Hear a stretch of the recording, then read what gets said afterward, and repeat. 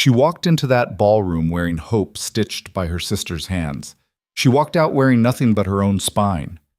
Tonight, you're going to watch a woman get destroyed in front of everyone she ever trusted, and then watch her choose something nobody saw coming. This isn't about revenge. It's about what happens when you stop waiting for someone to choose you and start choosing yourself. Stick around until the end. You'll see why the man who rejected her spent the rest of his life regretting it, and why 3 kings went to war just to kneel at her feet. Like this video if you're watching from your city, and drop a comment telling me where you're from. Let's go. The northern frontier didn't believe in second chances. It believed in winters that killed the weak, summers that burned the foolish, and a social order as rigid as the permafrost beneath the grand estates. If you were born low, you stayed low. If you were born high, you made damn sure everyone below you remembered it. Alara Vance had been born in between, close enough to glimpse the light, far enough to freeze in its absence.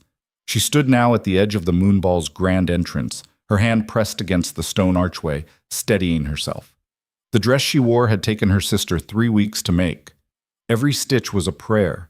Every seam was a hope that tonight, finally, the world would stop punishing them for being poor. The fabric was simple, cream linen with embroidered wildflowers along the hem, nothing like the silks and satins that glittered inside. But it was clean. It was whole. It was all they had. "You look beautiful," her sister had whispered that morning, tears in her eyes. "He'll see you. He has to." Alara hadn't cried. She'd learned young that tears changed nothing. She stepped inside. The moonball was held once a year in the grand hall of House Thornfield, the ruling family of the northern frontier. Chandeliers the size of wagon wheels hung from vaulted ceilings. Candles burned in thousands, their light catching on gold trim, on crystal glasses, on the perfect faces of people who had never once wondered where their next meal would come from. Alara moved through the crowd like a ghost. People glanced at her and looked away. She wasn't one of them. Her dress gave her away. So did the calluses on her hands, the sun-darkened skin from working outdoors, the way she held herself, tense, guarded, ready to be dismissed. But she wasn't here for them. She was here for Rowan Hale. 2 years. That's how long she'd waited. 2 years since the day he'd found her by the river, washing clothes for the estate where her sister worked in the kitchens. He'd been out riding.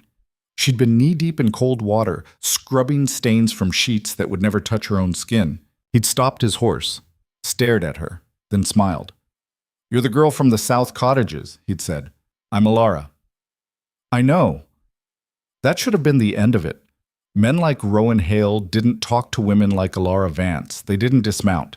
They didn't sit beside her on the riverbank and ask her questions about her life, her dreams, her sister. But he had. And he'd come back. Again.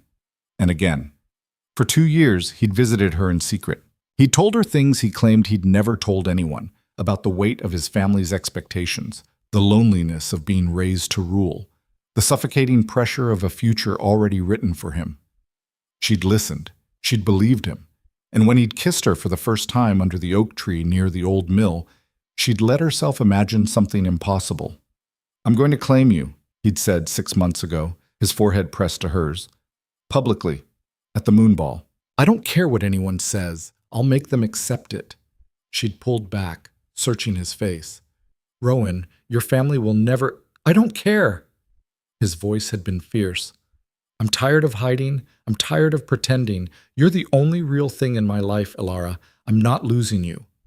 She'd wanted to believe him. She had believed him, so she'd waited. She'd endured another 6 months of cold glances and whispered insults from people who saw her as nothing. She'd let her sister pour her savings into fabric and thread. She'd let hope take root in a heart that had learned long ago not to trust it. And now she was here. The ballroom was a sea of movement, men in tailored black, women in gowns that cost more than Alara's family would see in a lifetime. The orchestra played something light and elegant. Laughter floated above it all, easy and careless. Alara scanned the room, and then she saw him. Rowan Hale stood near the center of the hall, surrounded by his usual circle, sons and daughters of the great houses, people who'd never questioned their place in the world. He looked exactly as he always did, tall, broad-shouldered, blonde hair swept back, dressed in black and silver, handsome in the way that came from good bloodlines and better tailors. He was laughing at something someone said. Alara's heart kicked hard against her ribs. She started toward him, weaving through clusters of guests. A few people noticed her. She heard the whispers start. Is that... Who invited her? Look at that dress. Did she make it herself? She ignored them. Her eyes stayed locked on Rowan. When she was 10 feet away, he saw her. Their eyes met, and something in his face changed. It wasn't joy. It wasn't relief. It was panic. Alara stopped walking. Rowan's jaw tightened. He glanced at the people around him, at a tall, elegant woman in emerald silk standing just to his left. The woman was beautiful in a way Alara would never be. Porcelain skin, perfect posture, a face that had never known hunger or shame. Lady Muriel Ashford, daughter of the wealthiest merchant house in the north. Rowan looked back at Alara. Then he turned away. Not subtly, not kindly. He turned his back on her. The air left Alara's lungs. Someone nearby laughed. The sound was sharp, cruel. Did you see that?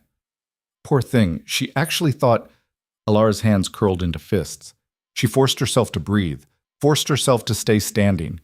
Rowan leaned closer to Muriel, whispering something. The woman smiled, a cold, knowing smile. Then Rowan straightened, raised his voice just loud enough to carry. "Ladies and gentlemen," he called out. The room began to quiet. People turned. "I have an announcement." Alara's stomach dropped. "No." Rowan reached for Muriel's hand. She gave it to him, her smile widening. "Tonight," Rowan said, his voice smooth and confident, "I claim Lady Muriel Ashford as my mate. I ask this gathering to witness and honor the bond." The hall erupted in applause. Alara stood frozen. Muriel's gaze found hers across the crowd. The woman's smile didn't waver. If anything, it sharpened. Rowan didn't look at Alara at all. The applause went on. People pressed forward to congratulate them. Glasses were raised. The orchestra struck up something celebratory, and Alara stood there, alone, in a dress her sister had stitched by hand, watching the man who'd promised her everything give it all to someone else. She should leave. She knew that. Every instinct screamed at her to turn around and walk out before the humiliation became unbearable. But something held her in place. Not hope. Hope was dead. It was anger, pure, white-hot, clarifying anger. She'd given him 2 years. She'd believed his promises. She'd let herself be hidden, dismissed, kept secret, all because he'd said it would be worth it, that he'd make it right. And he'd thrown her away in front of everyone. Alara's breathing steadied, her hands unclenched. She wouldn't beg. She wouldn't cry. She wouldn't give them that. She turned to leave and walked straight into a wall of muscle. She stumbled back. Strong hands caught her arms, steadying her. "Careful," a voice said, deep, calm, unfamiliar. Alara looked up. The man in front of her was a stranger. Tall, taller than Rowan, with dark hair and eyes the color of smoke. He wore black, but not the decorative northern style. This was functional, simple, expensive, in a way that didn't need to announce itself.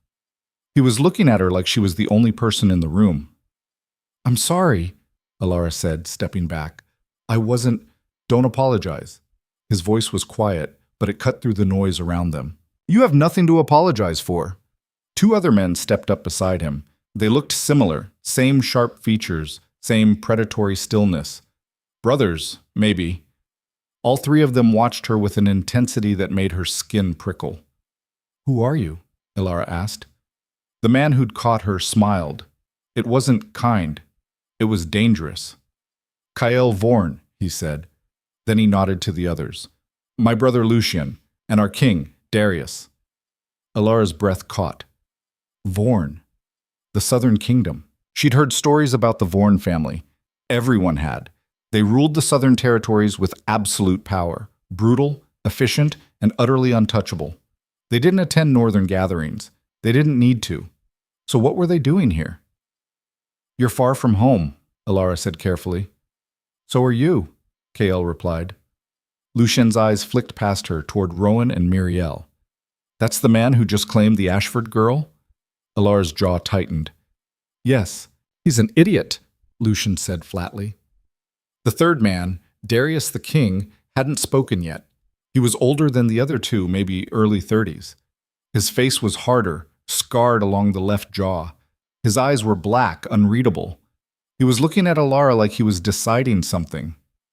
"You came here for him," Darius said. It wasn't a question. Alara lifted her chin. "That's none of your business." Kyle laughed. "I like her." "She has fire," Lucian agreed. Darius didn't smile. "What's your name?" "Alara Vance." "Alara." He said it slowly, like he was testing the weight of it. "You don't belong to him." "I don't belong to anyone." "Good." Darius stepped closer. The air between them felt heavy, charged. "Then you're free to choose." Alara frowned. "Choose what?" "Us." The word hung in the air. Alara stared at him. "What?" Kale moved to her left, Lucian to her right. They weren't crowding her, not quite, but the message was clear. "We came north for politics," Kyle said. "Alliances, boring shit. But then we walked in here and saw you. And now," Lucienne added, "we're interested." Alara's heart was pounding. "You don't know anything about me." "We know enough," Darius said. His voice was low, absolute. "We know you walked in here alone. We know you stood your ground when that coward turned his back on you. We know you didn't beg or break." "That's all we need to know," Kyle finished. Alara shook her head. "This is insane. You can't just—" "We can," Darius said. "And we are." He raised his voice, not shouting, but the authority in it made the room go quiet. "Alara Vance," he said clearly. "I, Darius Vorn, King of the Southern Territories, claim you. My brothers stand with me in this claim. Bear witness." The ballroom went dead silent. Every eye turned toward them. Alara's mind went blank. This wasn't happening. This couldn't be happening. But then she saw Rowan. He was staring at her, his face white. Muriel's hand was still in his, but he'd gone rigid. And in his eyes, Alara saw something she'd never seen before. Fear. Not of the Vorns, of losing her. Too late, she thought. Rowan let go of Muriel's hand. He started toward them, his expression shifting into something harder. "You have no right," Rowan said, his voice tight. She's what?" Darius asked, his tone lethal. "Yours?" Rowan stopped. "We have history." "Had," Alara said. Her voice was steady, cold. "Past tense." Rowan's eyes snapped to hers. "Alara, please, let me explain." "No." The word came out flat. "Final." Rowan flinched. Kale grinned. "I really like her." Rowan's jaw clenched. He looked at Darius. "If you want her, you'll have to fight for her." The room inhaled sharply. It was an old law, archaic, brutal, but still recognized in the North. If two parties claimed the same mate, they could invoke the trial of strength. Combat. Witnessed. Binding. Darius tilted his head. "Are you challenging me?" "All three of you," Rowan said. His hands were shaking, but his voice didn't waver. "I invoke the trial." Murmurs erupted. People pressed closer. Darius looked at Alara. "Do you want this?" She hesitated, then nodded. She wanted to see Rowan lose. "Then we accept," Darius said. The fight happened in the center of the ballroom. Furniture was pushed aside. A circle was formed. Hundreds of witnesses pressed close. Alara stood at the edge, her heart hammering. Rowan stripped off his jacket, rolled up his sleeves. He looked confident. He'd trained his whole life for moments like this. The Vorn brothers didn't bother with ceremony. They just stepped into the circle. Darius stayed back. "Kyle first," he said. "Then Lucian. Then me." Rowan's confidence faltered. "You're not fighting together?" "We don't need to," Kale said. The fight started fast. Rowan lunged. Kale sidestepped, caught his wrist, twisted. Rowan gasped, tried to pull free. Kale drove a knee into his ribs. Rowan staggered. It was over in less than a minute. Rowan hit the ground, gasping for air. Kale stepped back, barely winded. "Next." Rowan struggled to his feet. Blood dripped from his nose. He looked at Alara, desperation in his eyes. She looked away. Lucian stepped forward. This time, Rowan lasted 30 seconds. When he went down the second time, he didn't get up. Darius walked to the center of the circle. He looked down at Rowan, then at Alara. "It's done," he said. But Rowan grabbed his ankle. "Please," he choked out. Don't take her. Darius crouched. I'm not taking her. She's choosing. He stood, walked to Alara, and dropped to one knee in front of her. The room went silent. I don't claim you by force, Darius said quietly. I offer you a choice. Come with us. Be ours. Or walk away. Either way, you're free. Alara stared at him. This man was a king. He'd just beaten Rowan without breaking a sweat. He could take anything he wanted, and he was kneeling. She looked past him, at Rowan, still on the ground, then back at Darius. I choose you, she said. The bond snapped into place instantly. It felt like lightning, like falling, like coming home. Darius stood, pulled her close, and kissed her in front of everyone. Rowan's broken sound of protest was drowned out by the roar of the crowd. The kiss ended, but the chaos didn't. Alara pulled back from Darius, her lips still tingling, her mind spinning. The bond hummed beneath her skin, foreign, overwhelming, alive. It felt nothing like the gentle affection she'd mistaken for love with Rowan. This was raw, electric, undeniable. Around them, the ballroom had erupted into noise. Gasps, whispers, a few scattered laughs. Someone dropped a glass. The sharp crack of crystal on marble echoed through the hall. Darius didn't let go of her. His hand stayed firm on her waist, anchoring her. Breathe, he said quietly, his voice low enough that only she could hear. Alara realized she'd been holding her breath. She exhaled shakily. Kale appeared at her side, grinning like a wolf. Well, that was fun. Lucien stood on her other side, his expression cooler but no less satisfied. We should leave, before this gets uglier. Too late, Kael muttered. Alara followed his gaze.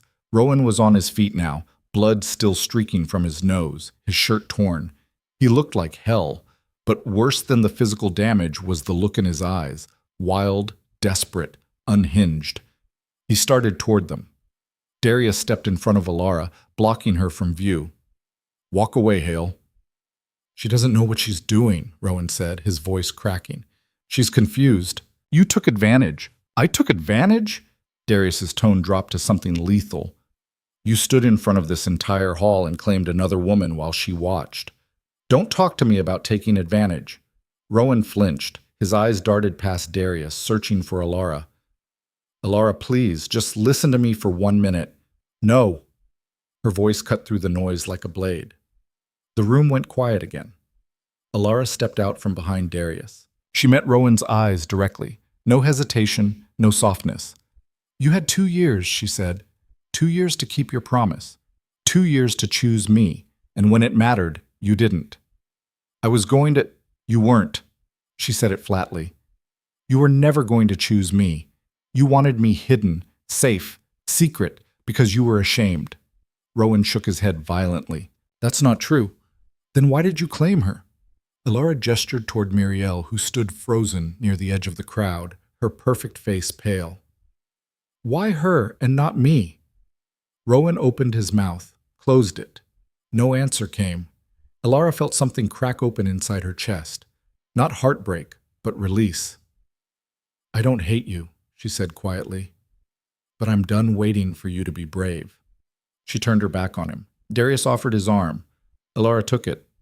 Together, they walked toward the exit. Kael and Lucien flanked them, a silent wall of muscle and threat. The crowd parted like water. Behind them, Rowan's voice rang out, hoarse and breaking. You'll regret this. Alara didn't look back. They stepped out into the cold night air. The grand courtyard was empty, lit only by torches and moonlight. Carriages waited in neat rows. Guards stood at attention. Alara's legs felt unsteady. The adrenaline was fading, leaving exhaustion in its wake. Kael let out a low whistle. That was the most entertaining ball I've ever attended. You've attended 2, Lucien said dryly. Still stands. Darius guided Alara toward a black carriage at the far end of the courtyard. It was larger than the others, trimmed in silver, pulled by 4 midnight horses. Where are we going? Alara asked. Our estate, Darius said. It's about an hour north of here. We'll stay the night, then leave for the south in the morning. Alara stopped walking. The south? Darius turned to face her. That's where we live. I know, but... Alara's mind raced. I can't just leave. My sister... We'll send for her, Darius said immediately. First thing tomorrow. She'll have safe passage, a place to stay, work if she wants it, whatever she needs. Alara stared at him. You don't even know her. She's yours. That's all I need to know. The simplicity of it stunned her. Cale opened the carriage door. Come on, we can talk logistics later. Right now, let's get you somewhere warm. Alara hesitated. Everything was happening too fast. An hour ago, she'd been steeling herself to face Rowan.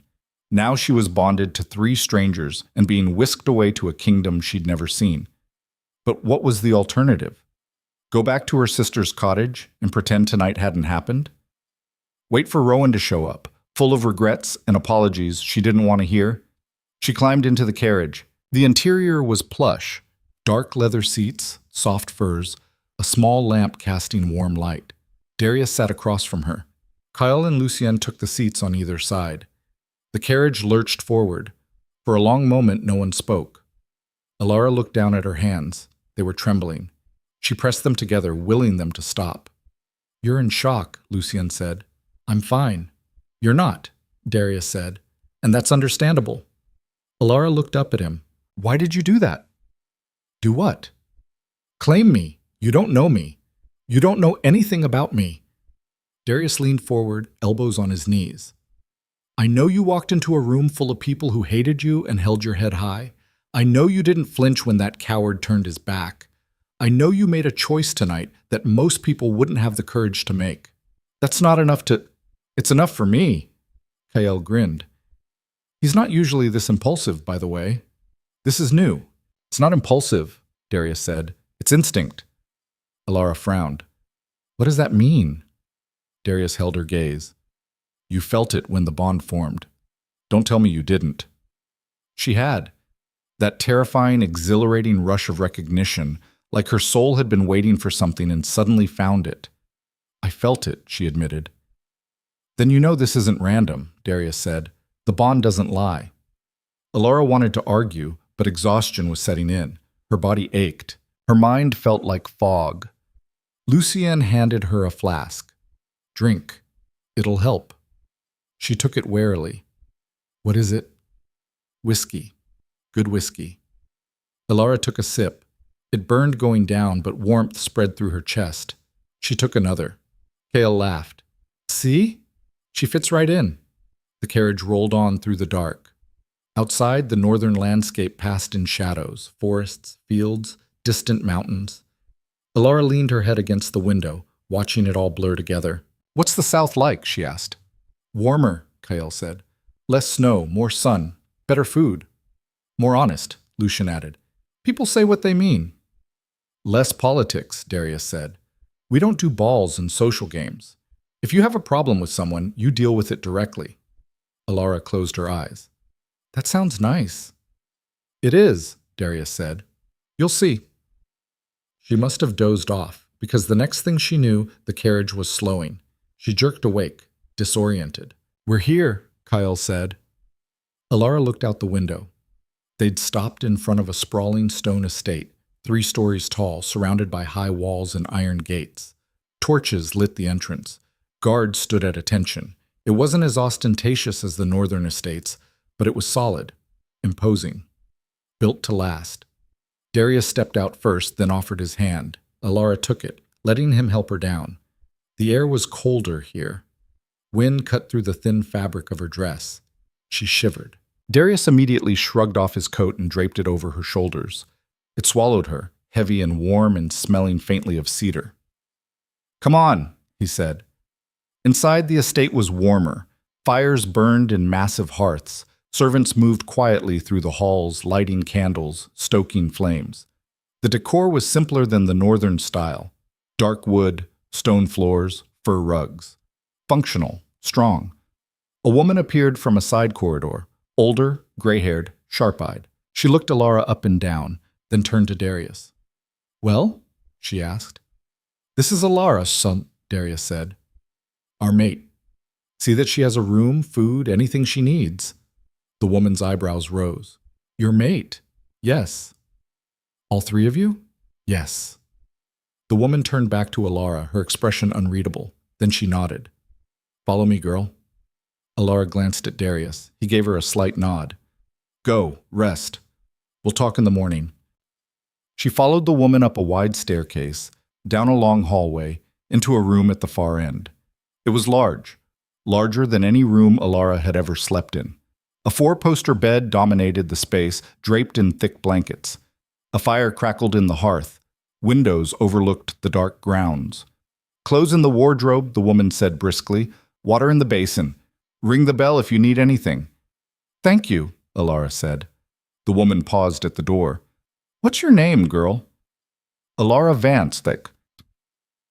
I'm Marta. I run this house. You give me trouble, I'll make your life hell. You behave, we'll get along fine. Understood? Alara almost smiled. Understood. Marta left. Alara stood in the center of the room, suddenly alone. The silence was deafening. She walked to the window, looked out at the dark estate grounds. Somewhere out there, beyond the walls, was the northern frontier. Her sister. The life she'd known. And she'd just walked away from all of it. The weight of it hit her all at once. She sank onto the edge of the bed, Darius's coat still wrapped around her shoulders, and let herself feel it. The fear, the uncertainty, the strange, fragile hope that maybe, just maybe, she'd made the right choice. She didn't cry. She still wasn't ready for that. But she let herself breathe. Morning came too soon. Alara woke to sunlight streaming through the windows and the smell of food. A tray had been left on the table near the hearth. Bread, cheese, eggs, fruit. Her stomach growled. She ate quickly, then washed her face in the basin and changed into clothes from the wardrobe. They fit surprisingly well. Simple trousers, a linen shirt, a leather vest. Practical. Comfortable. When she stepped out into the hallway, Kyle was waiting. Morning, he said cheerfully. Sleep well? Well enough. Good. Darius wants to see you. Follow me. He led her downstairs through corridors she didn't recognize, out into a courtyard. Darius stood near a stone fountain, speaking quietly with Lucian. Both of them looked up when she approached. Alara, Darius said, how are you feeling? Confused, she admitted. But fine, Lucien smirked. Honest. I like that. Darius gestured for her to sit on the fountain's edge. We need to talk about what happens next. Alara sat. I'm listening. We leave for the south today, Darius said. It's a 3-day journey. Once we arrive, there will be questions. Questions? You're our mate, Kyle said. That makes you important. People will want to know who you are, where you came from, why we chose you. And not everyone will be happy about it, Lucian added. Alara frowned. Why not? Darius crouched in front of her, meeting her eyes. Because you're from the north. Because you're not nobility. Because some people in the south believe mates should be chosen strategically, not instinctively. So they'll think I'm not good enough, Alara said flatly. They'll think wrong, Darius said, but they'll think it. Alara looked at the three of them. And you don't care what they think? Not even a little, Kyle said. But you need to know what you're walking into, Lucian said. This won't be easy. Alara almost laughed. Nothing in my life has been easy, Darius smiled faintly. Then you'll fit in perfectly. A servant approached, bowing slightly. My lord, a messenger from the north has arrived. He's asking for an audience. Darius's expression darkened. From which house? Hail, my lord. Alara's stomach dropped. Kale swore under his breath. Are you kidding me? Darius stood. Where is he? The main hall. Darius looked at Alara. Stay here. No, she said immediately. If this is about me, I want to hear it. Darius hesitated, then nodded. Fine, but stay behind me. They walked back inside into the main hall. A young man stood near the entrance, mud-splattered and exhausted. He straightened when he saw Darius. My lord, he said, bowing, I bring a message from Rowan Hale. Speak, Darius said coldly. The messenger pulled a sealed letter from his coat and handed it over. Darius broke the seal, unfolded the parchment, and read. His jaw tightened. Kale leaned over his shoulder, reading. You've got to be kidding. Lucian took the letter, scanned it, then handed it to Alara. She read, To Darius Vorn, you have taken what is mine through deception and force. Alara Vance was promised to me long before your interference. I demand her return. If you refuse, I will bring this matter before the Council of Houses. The bond you claim is illegitimate. Return her or face consequences. Rowan Hale Ilara's hands shook. He's insane. He's desperate, Darius said. He looked at the messenger. Tell Hale this. Alara Vance chose freely. The bond is legitimate. If he wants to challenge it before the council, he's welcome to try. But he'll lose. The messenger bowed again. Yes, my lord. He left. Kale let out a sharp laugh. The council? He's really going to drag this to the council. Let him, Lucian said. It won't change anything. Alara looked at Darius. What's the Council of Houses? Neutral ground, Darius said. Representatives from every major house in the north and south. They settle disputes that can't be resolved through combat or negotiation. And if they side with Rowan? Darius's eyes were hard. They won't. But if they do? He didn't answer. Kael stepped closer. The council can't dissolve a bond. That's not in their power, but they can make things complicated. How complicated? Alara pressed. Lucian sighed. Sanctions, trade restrictions, political pressure. They can't force you back to Rowan, but they can make our lives hell until we agree to some kind of compromise. What kind of compromise? The kind where you end up back in the north, Kael said bluntly. Alara's blood went cold. No. It won't come to that, Darius said firmly. Rowan has no case. He rejected you publicly. You chose us. The bond formed. It's done. But he's going to fight it, Alara said. Yes. Why? Why does he care now? Darius's expression softened slightly. Because he lost. And men like Rowan Hale don't handle losing well. Alara felt anger flare hot in her chest. He doesn't get to do this. He doesn't get to throw me away and then demand me back like I'm some kind of possession. We agree, Kael said. Which is why we're going to bury him. Darius shot him a warning look. We're going to handle this properly. Through the council, if necessary. But Alara stays with us. That's not negotiable. Alara looked at the three of them, these men she barely knew, who were willing to go to war for her. Why? She asked quietly. Why are you doing this? Darius stepped closer. Because you're ours, and we protect what's ours. The certainty in his voice should have scared her. Instead, it steadied her. What do I need to do? She asked. Nothing, Darius said. Let us handle Rowan. That's not good enough, Alara said. This is my life. I'm not sitting on the sidelines. Kael grinned. Told you she had fire. Lucian studied her. If you want to be involved, you need to understand what you're up against. Rowan won't come alone. He'll bring allies. Northern houses who don't want southern influence in their territory. They'll use you as a symbol, proof that we're overstepping. So what do I do? Alara asked. You stand with us, Darius said. At the council, in front of everyone. And you show them exactly what Rowan lost. Alara straightened. When? The council meets in 2 weeks. We'll prepare you. Teach you what you need to know. How to speak. How to carry yourself. How to handle pressure. I've handled pressure my whole life, Alara said. Darius smiled. Then you're already halfway there. A commotion erupted outside, shouting, the clatter of hooves. Kael swore. What now? A guard burst into the hall, breathing hard. My lord, riders approaching. Northern banners. At least 50 men. Darius's expression went ice cold. Hale? Yes, my lord. And others. House Thornfield. House Ashford. Alara's heart sank. They're here. Lock the gates, Darius ordered. No one enters without my permission. The guard nodded and ran. Darius turned to Alara. Go to your room. Stay there until I come for you. No, Alara said. I'm not hiding. Alara. No. She stepped forward, meeting his eyes. If they came here for me, I'm facing them. Kael whistled low. She really doesn't back down, does she? Lucian actually smiled. This is going to be interesting. Darius studied her for a long moment. Then he nodded. Fine. But you stay behind me. Understood? Understood. They walked out into the courtyard. Beyond the gates, 50 mounted men waited.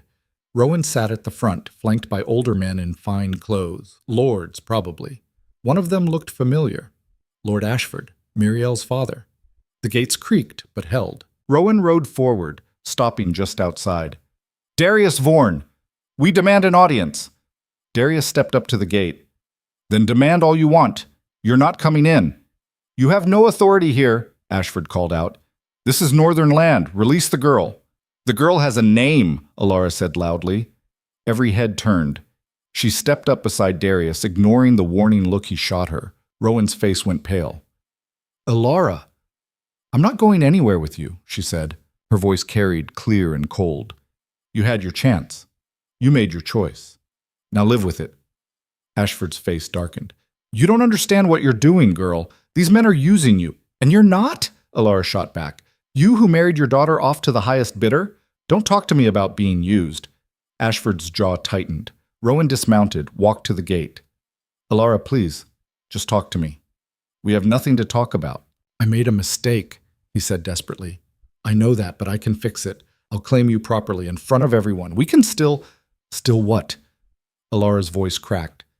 "Still pretend the last 2 years didn't happen? Still pretend you didn't humiliate me in front of everyone I knew? Still pretend you loved me?" Rowan flinched like she'd struck him. "You didn't love me," Alara said quietly. "You loved the idea of me, the secret, the risk. But when it came time to actually choose me, you couldn't do it." "That's not true." "It is." She felt tears prickling but blinked them back. "And I'm done pretending otherwise." Rowan's hands gripped the gate bars. "They'll destroy you. Do you understand that? The South doesn't care about people like us. They'll use you and throw you away just like you did?" Alara finished. Rowan went silent. Darius stepped forward. "You have 10 seconds to leave. If you're still here when I reach 0, I'll consider this an act of aggression." Ashford spurred his horse forward. "You threaten us. On Northern soil." "This estate is mine," Darius said coldly, "which makes it Southern soil, and you're trespassing." "The council will hear of this," Ashford snarled. "Good," Darius said. "Tell them everything. Tell them how Rowan Hale rejected his mate publicly, then tried to take her back by force when she chose someone else. Let's see how that plays." Ashford's face went purple. Rowan looked at Alara one last time. "You'll regret this." "No," she said. "I won't." Darius raised his hand. 10. The northern men shifted uneasily. 9. Horses stamped, nervous. 8. Ashford jerked his reins. "This isn't over." 7. They turned, rode away. Alara watched them go until they disappeared into the trees. Then her knees buckled. Darius caught her before she hit the ground. "I've got you." She was shaking. Adrenaline crash, probably. Or shock. Or both. Kale appeared with water. Lucian draped a blanket over her shoulders. "You were incredible," Kyle said. "I thought I was going to throw up," Alara admitted. Lucian smiled. "But you didn't. That's what matters." Darius carried her back inside, up to her room, and set her gently on the bed. "Rest." "They'll be back," Alara said. "I know. With more men, more pressure." "I know. And you're not scared?" Darius crouched beside the bed, brushing a strand of hair from her face. "I'm terrified." That surprised her. "You are?" "Not of them," he said. "Of losing you." Alara's breath caught. "So yes," Darius continued, "they'll come back. They'll bring the council, political pressure, every weapon they have, and we'll fight them. Every step. Because you're worth it." Alara felt something crack open in her chest. Not pain, but something like hope. "What if I'm not?" she whispered. Darius smiled. "You are." He stood, started to leave. "Darius?" He turned. "Thank you." He nodded. "Get some rest. We have a war to prepare for." He left. Alara lay back on the bed, staring at the ceiling. 2 days ago, she'd been invisible, worthless, a secret kept in shadows. Now she was the center of a conflict between kingdoms. And somehow, impossibly, she felt more alive than she ever had. She didn't rest. How could she? Every time Alara closed her eyes, she saw Rowan's face at the gate, desperate, angry, broken. She saw the northern lords on their horses, 50 men ready to drag her back to a life she'd escaped. She saw the way Darius had stood between her and all of it, unflinching. She'd told him thank you. What she should have said was, I'm terrified. By nightfall, Elara gave up on sleep entirely. She dressed in the dark, pulled on boots, and slipped out of her room. The estate was quiet, just the distant crackle of fires and the soft footsteps of night guards making rounds. She wandered until she found herself in what looked like a training yard. Moonlight spilled across packed earth, illuminated racks of weapons, wooden posts scarred from years of practice. The air smelled like sweat and leather. Couldn't sleep either? Elara spun around. Lucien emerged from the shadows, dressed simply in dark pants and a loose shirt. He looked different without the formal clothes, younger, less guarded. I didn't mean to intrude, Elara said.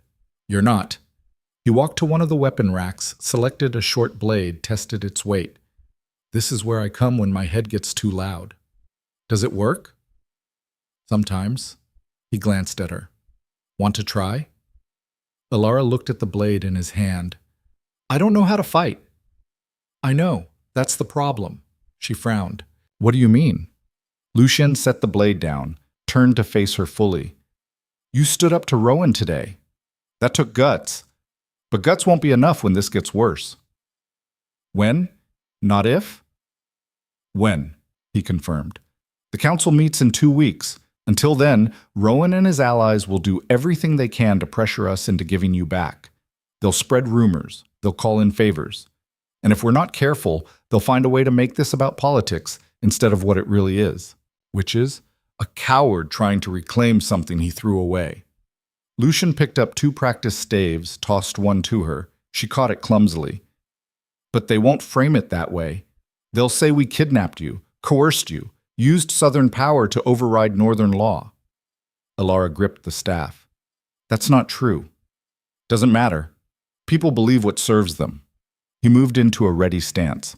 So you need to be strong enough that no one can question your choice. You need to walk into that council chamber and make it clear you're not a victim.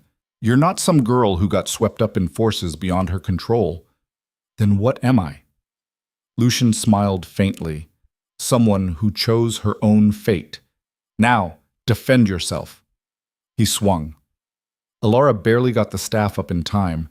The impact jolted through her arms, nearly knocked her off balance. Lucien didn't wait. He pivoted, swept low. She jumped back, stumbled. Again, he said. They went at it for an hour. Elara fell more times than she could count. Her palms blistered. Her shoulders burned. But she got back up. Every time.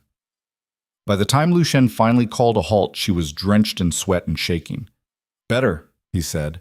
I fell 10 times. You got up 11. He took the staff from her, set it aside. That's what matters. Elara leaned against the fence, catching her breath. Why are you helping me? Because Darius is right. You're worth fighting for.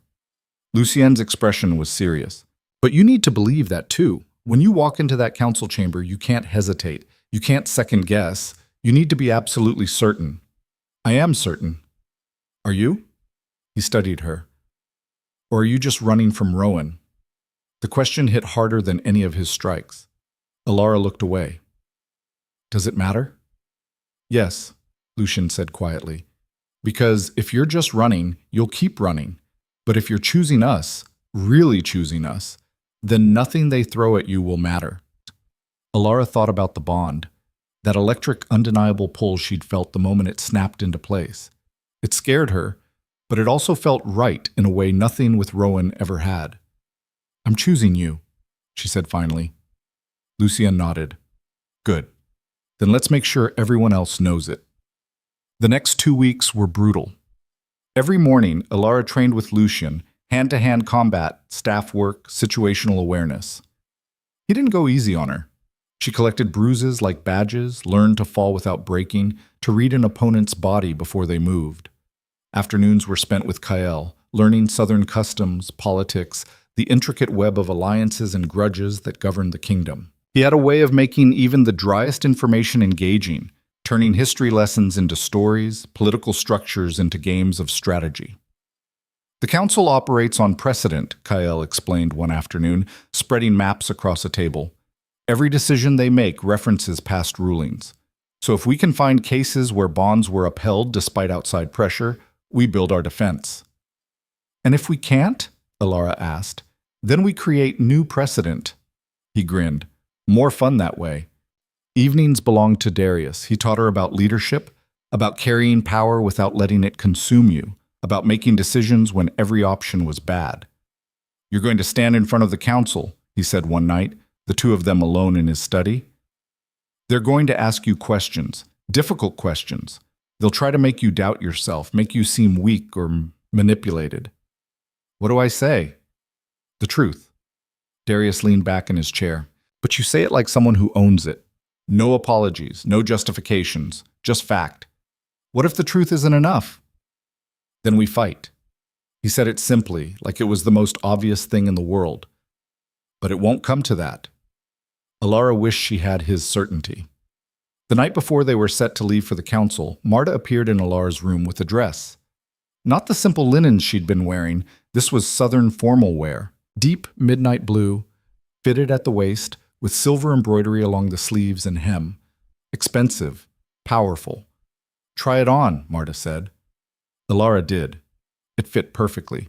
She looked at herself in the mirror and barely recognized the woman staring back. 2 weeks ago, she'd been wearing a dress her sister stitched by hand. Now she looked like someone who belonged in halls of power. You clean up nice? Marta said grudgingly. Try not to embarrass us tomorrow. I'll do my best. Marta's expression softened slightly. You've got spine, girl, more than most. Use it. She left. Alara stood alone, staring at her reflection, trying to quiet the fear crawling up her throat. Tomorrow, everything would change. The council met in neutral territory, an ancient fortress halfway between north and south, built centuries ago when the kingdoms first established peace. The building was imposing, all gray stone and high walls designed to intimidate. It worked. Alara stood in the massive entrance hall, flanked by Darius, Kael, and Lucien. Around them, representatives from every major house filed in, northern lords in their furs and silver, southern delegates in darker, simpler clothes. The tension was immediate, palpable. And then Rowan arrived. He looked better than the last time she'd seen him. The bruises faded, the blood cleaned away. He'd dressed for this, wearing the formal black and silver of House Hale, but his eyes gave him away. They were haunted, desperate. He saw her and stopped walking. Alara held his gaze, didn't look away. Rowan's jaw tightened. Then he continued past, taking a seat on the northern side of the chamber. He looks like hell, Kael muttered. Good, Lucien said. A gong sounded. The chamber doors closed. Everyone took their seats, north on one side, south on the other, with a raised platform in the center where the council members sat. 7 of them, 3 from the north, 3 from the south, and 1 neutral arbiter. The arbiter stood, an old man with a white beard and eyes like steel. We convene today to hear a dispute between House Hale of the northern frontier and the Vorn family of the southern kingdom. The matter concerns the bonding of one Alara Vance, claimed by both parties. Rowan Hale, state your case. Rowan stood. His voice was steady, but Alara could see his hands shaking. 2 years ago, I entered into a private arrangement with Alara Vance. We were to be bonded. I gave her my word. That bond was interrupted by outside interference, specifically the Vorn family, who used intimidation and force to claim her unlawfully. Murmurs rippled through the chamber. The arbiter raised a hand for silence. Darius Vorn, your response? Darius stood, calm and controlled. There was no arrangement. Rowan Hale made promises he had no intention of keeping.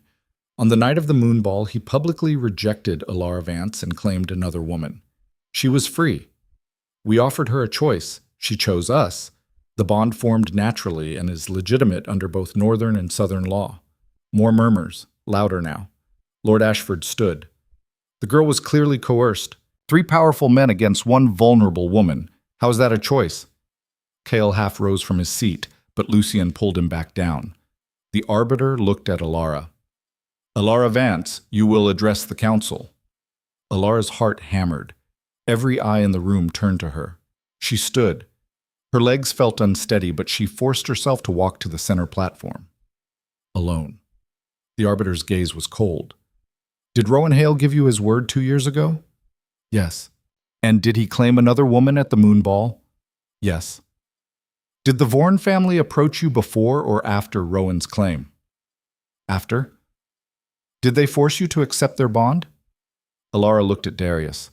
He gave her the slightest nod. She turned back to the council. No, they offered me a choice. I made it. Under duress, Ashford interrupted. Alara's temper flared. Under clarity, Rowan Hale spent 2 years hiding me. He told me he loved me, told me he'd claim me publicly, and then when the moment came, he chose someone else. The Vorn family didn't force me to do anything. They gave me what Rowan never did. Respect. The chamber erupted. The arbiter slammed his staff against the floor. Silence! It took a full minute for the room to settle. Rowan Hale, the arbiter said, do you dispute this account? Rowan stood slowly. I made a mistake. I admit that. But I intended to make it right. I was going to claim Alara after... After what? Alara cut him off, her voice sharp. After you secured your political alliance with the Ashfords? After you had everything you wanted and I was still convenient? Rowan flinched. That's not fair. It's the truth. Alara turned to the council. He didn't love me. He loved the idea of me. And when reality didn't match his fantasy, he threw me away. I'm not going back to that. This is highly irregular, one of the Northern Council members said. The girl speaks out of turn. The girl, Alara said coldly, has a name, and she has a voice, and she's using it. Dead silence. Even Darius looked surprised. The arbiter studied her for a long moment. Very well. Alara Vance, do you willingly accept the bond with Darius Kyle and Lucien Vorn? Yes. Without coercion or manipulation? Yes. And you renounce any previous arrangement with Rowan Hale? Completely. The arbiter looked at Rowan. Do you accept this renunciation? Rowan's face had gone pale. No, I invoke the right of challenge. The room exploded again. Alara's stomach dropped. Kale swore loudly. The arbiter slammed his staff down repeatedly until the noise subsided. Rowan Hale, you've already been defeated in combat. You have no grounds. I challenge the legitimacy of that combat, Rowan said desperately. It was 3 against 1. Unfair odds. I demand a proper trial. Single combat. Me against Darius Vorn. Darius stood, his expression ice cold. You lost. Accept it. I accept nothing, Rowan snarled. You took her from me. She was never yours. The shout came from Alara. Every head turned. She was shaking, fury and fear warring in her chest. You don't get to do this, Rowan. You don't get to lose me and then decide I'm worth fighting for. You had 2 years. You chose your pride over me every single day. I was protecting you, Rowan said, his voice breaking.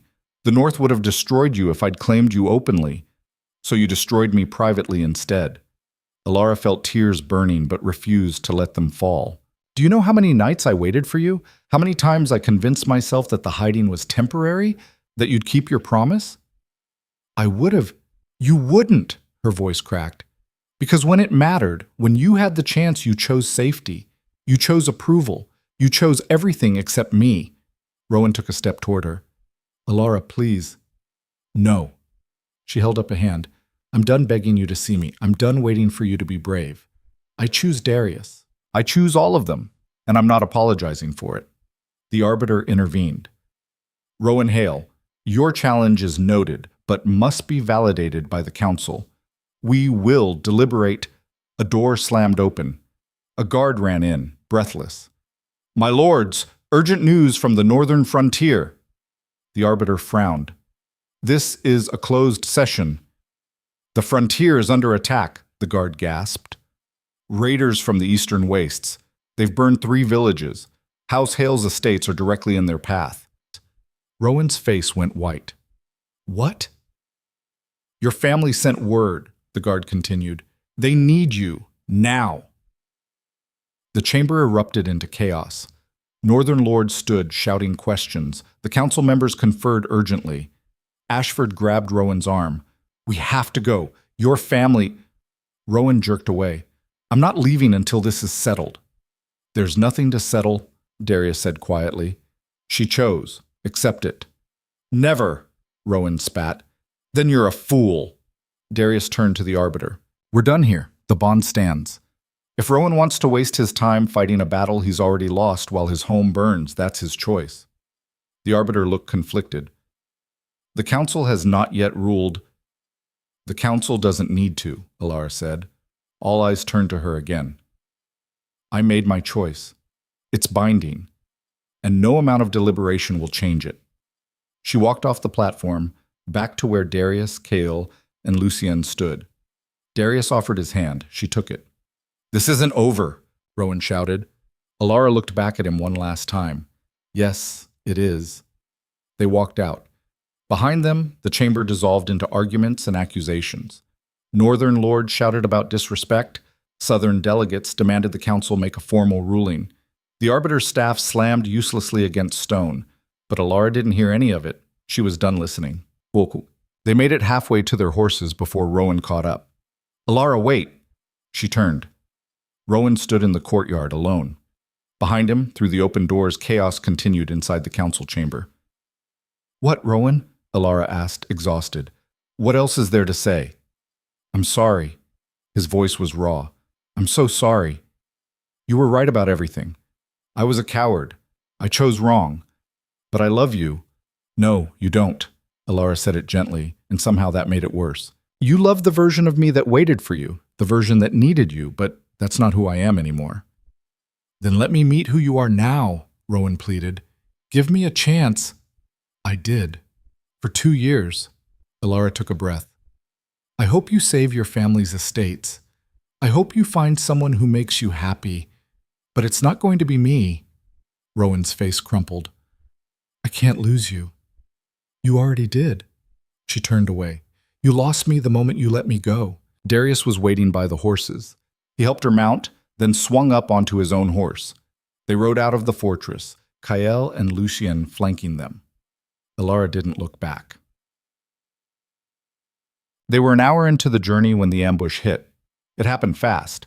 One moment they were riding through a narrow mountain pass, the next arrows were screaming out of the rocks above. Darius shouted a warning. His horse reared. An arrow caught him in the shoulder, punched through leather and muscle. He hit the ground hard. Darius! Alara screamed. Men poured out of the rocks, at least 20 of them, armed, faces covered. Not raiders. Too organized. Assassins. Kale drew his sword, kicked his horse forward. Get her out of here. Lucien grabbed Alara's reins, tried to pull her horse around, but more men appeared, blocking the pass ahead. They were surrounded. Off the horse! Lucien shouted at her. Now! Alara dropped, hit the ground running. Lucien was right behind her, blade drawn, cutting through the first man who reached them. Kale fought like something feral, his sword a blur. 3 men went down, 4, but more kept coming. Darius struggled to his feet, blood pouring from his shoulder, and yanked the arrow out with a roar of pain. He pulled a knife from his belt, slashed the throat of the man closest to him. Alara pressed herself against the rocks, weaponless, terrified. An assassin spotted her, grinned, started toward her. She looked around frantically, saw a fallen sword, grabbed it. The weight was wrong, the balance unfamiliar, but Lucien's training kicked in. She got the blade up just as the assassin swung. Metal screamed against metal. The impact jarred her entire arm. The assassin was stronger, bigger. He forced her back against the rock, blade sliding closer to her throat. Northern girl, he hissed. Should have stayed north. Alara kneed him in the groin. He grunted, grip loosening. She twisted, brought the sword around clumsily, and drove it into his side. The man collapsed. Alara stared at the blood on her hands, her blade. She'd just killed someone. Alara, move! Kael tackled her sideways. An arrow shattered against the rock where she'd been standing. The fight was chaos. Blades flashing, men screaming, blood on stone. And then, as suddenly as it started, it stopped. The remaining assassins fled, disappearing into the rocks. Kael started to chase, but Lucien called him back. Let them go. We need to move. Darius was on his knees, one hand pressed to his shoulder, blood seeping through his fingers. Alara ran to him. How bad is it? I'll live. His face was pale. We need to go, now, before they regroup. Who were they? Alara asked. Does it matter? Kael was checking the bodies. Someone wants us dead. Lucien grabbed the reins of the surviving horses. Northern assassins. Look at their gear. Alara felt sick. Rowan? Maybe, Darius grunted as Lucian helped him stand. Or Ashford. Or any of the northern houses who want southern influence gone. They mounted up, Darius swaying slightly but staying upright through sheer will. They rode hard for the next 3 hours, didn't stop until they reached a defensible position, a rocky outcrop with clear sightlines in every direction. Kael built a fire. Lucian tended to Darius's wound. Alara sat apart, staring at her hands. The blood had dried, turned dark. She'd killed a man. First time's the hardest, Kael said quietly, sitting down beside her. Does it get easier? No, but you get better at carrying it. Alara looked at him. I don't want to carry it. Then you shouldn't have chosen us. He said it without cruelty, just fact. This is what our world looks like, Alara. Violence, politics, people trying to kill you because of who you're bonded to. I know. She did know.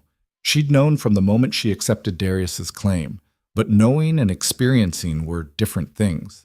Darius appeared, his shoulder bandaged, his face grim. We need to talk. They gathered around the fire.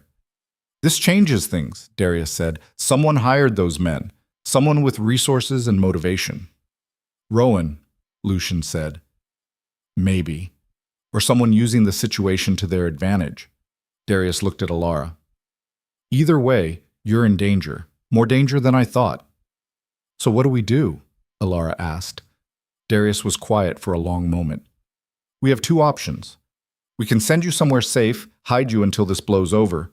No, Alara said immediately. Or, Darius continued, we finish this. We go back to the council, force a ruling, and end this once and for all. That's suicide, Kael said. After an assassination attempt, they'll be expecting us. We'd be walking into a trap. Then we spring it on our terms, Darius said. We go back. We demand a final ruling, and we make it clear that any further attacks will be considered an act of war. That's insane, Lucian said. It's the only move that makes sense. Darius looked at each of them. Running makes us look weak. Hiding makes us look guilty. But walking back into that council chamber and demanding justice? That shows strength. Alara stared at him. You're serious. Completely. They tried to kill us, Kael pointed out. And failed, Darius said. Which means we have the advantage. They're scared. Desperate. People make mistakes when they're desperate. Alara thought about Rowan's face in the courtyard. About the northern lords who'd looked at her like she was something to be scraped off their boots. About the man she'd killed. I'm going back, she said. All 3 brothers turned to look at her. Alara, Darius started. No, listen. She stood. You were right. Running makes me look weak, like I need protection, like I can't handle this. But if I walk back into that chamber with blood on my hands and demand they recognize my choice, that's different. You could die, Lucian said bluntly. I could die here too. Alara met his eyes. At least this way, I die choosing. Kael grinned. I really like her. Darius studied her for a long moment. You're sure? Yes. Then we go back. He stood, winced slightly. At dawn. We ride hard, get there before they expect us. And we end this. They settled in for the night, taking turns on watch. When Alara's turn came, she sat on the rocks above the camp, watching the stars. She thought about her sister, still in the north, probably terrified. She thought about the life she'd left behind, small, safe, suffocating. She thought about the future she'd chosen, dangerous, uncertain, alive. And she thought about the sword in her hand, the weight of it, the way it had felt when it sank into flesh. She'd killed to survive. Tomorrow, she might have to kill to live. The difference seemed important, but she couldn't quite grasp why. Dawn came cold and gray. They broke camp quickly, mounted up, and rode. The council fortress appeared on the horizon just before noon. They rode straight through the gates. Guards shouted, tried to stop them. Darius ignored them, kept riding until they reached the main entrance. He dismounted, helped Alara down, and walked into the council chamber without knocking. The session was in progress. The arbiter looked up, startled. "This session is closed." "Open it," Darius said. His voice carried through the hall. "We were ambushed yesterday. 20 assassins. Hired by someone in this room. The chamber went silent. Northern lords shifted uncomfortably. Southern delegates sat forward, interested. Rowan stood. That's ridiculous. Is it? Darius pulled a bloodied cloth from his coat, Northern colors taken from one of the dead assassins. He threw it onto the floor. Your colors. Your men. I had nothing to do with that, Rowan said, but his voice shook. Ashford stood. This is slander. This is war. Darius's voice was ice. You tried to kill us. You failed. Now you face the consequences. The arbiter slammed his staff down. Enough! Darius Vorn, you cannot make accusations without proof. I have proof. Alara stepped forward. I killed one of them. His body is 3 hours south, if you want to examine it. He spoke before he died, said I should have stayed north. She looked directly at Ashford. Wonder who would have paid him to say that. Ashford's face went red. You lying little... Careful, Cale said softly, his hand on his sword. The arbiter looked between them, clearly overwhelmed. This council cannot rule under these circumstances. We must postpone. No, Alara said.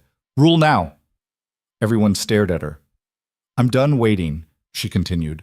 I'm done letting politics and cowards dictate my life. The bond is legitimate. I chose freely. Rowan Hale rejected me publicly. These are facts. Rule on them. Now.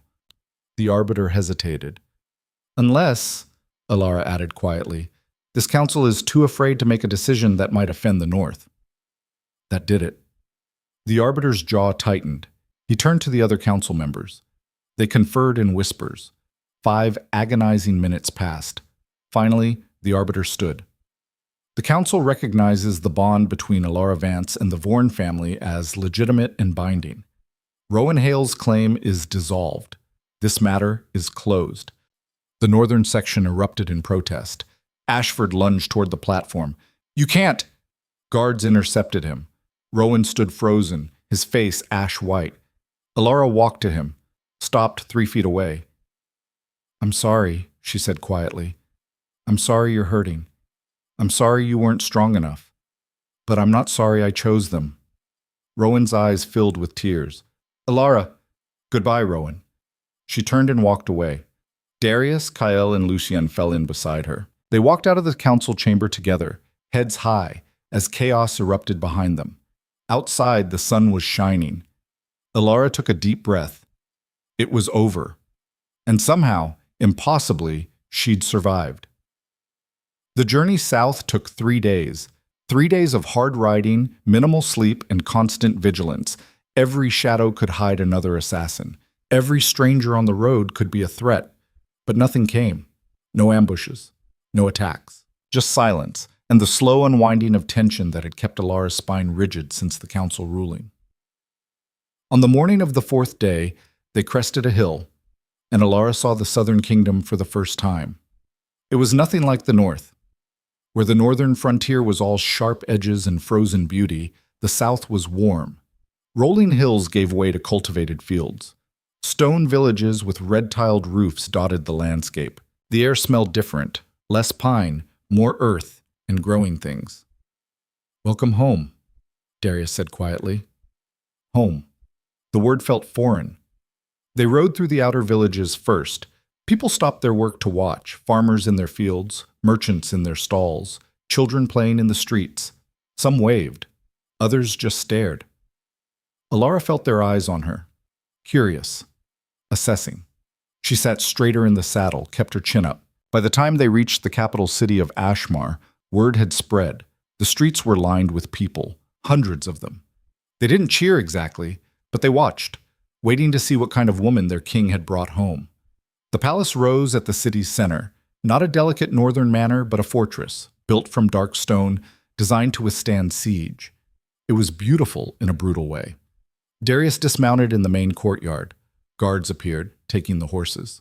He helped Alara down, and she was grateful because her legs felt unsteady. Overwhelming? Kael asked, appearing at her side. A little. You'll get used to it, he grinned. Or you won't. Either way, they'll get used to you. A woman emerged from the palace entrance, tall, middle-aged, with silver-streaked dark hair and the bearing of someone who'd been giving orders for decades. She looked Alara up and down with sharp gray eyes. So this is her. the woman said. Mother, Darius said. This is Alara.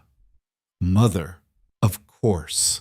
Alara forced herself not to flinch under that assessing gaze. She's smaller than I expected, the woman said. She killed an assassin with a sword she'd never held before, Lucian said mildly. Size is relative.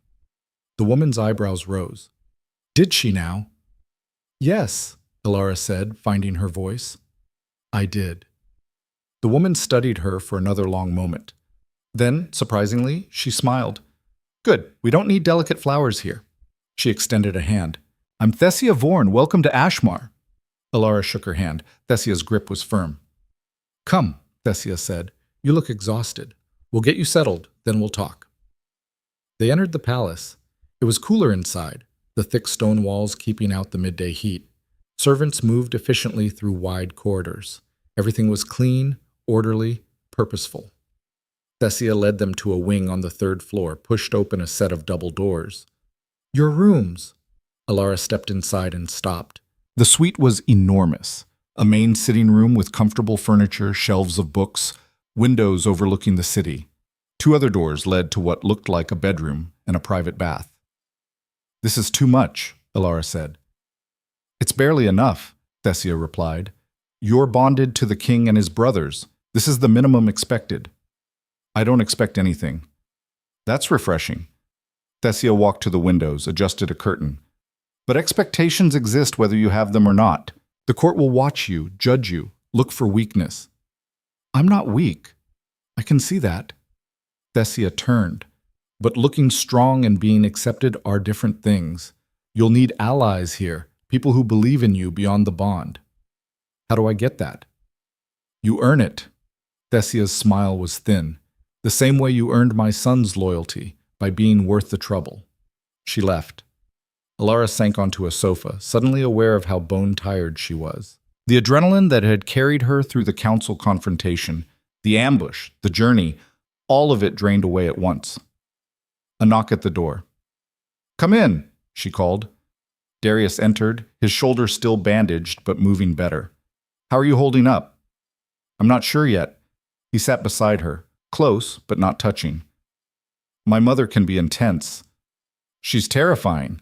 She is, Darius agreed, but she liked you. How do you know? She called you strong. From her, that's high praise. He paused. Are you having second thoughts? Alara looked at him, really looked.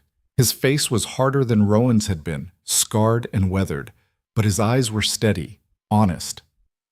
No, she said, but I'm scared. Good. Fear keeps you sharp.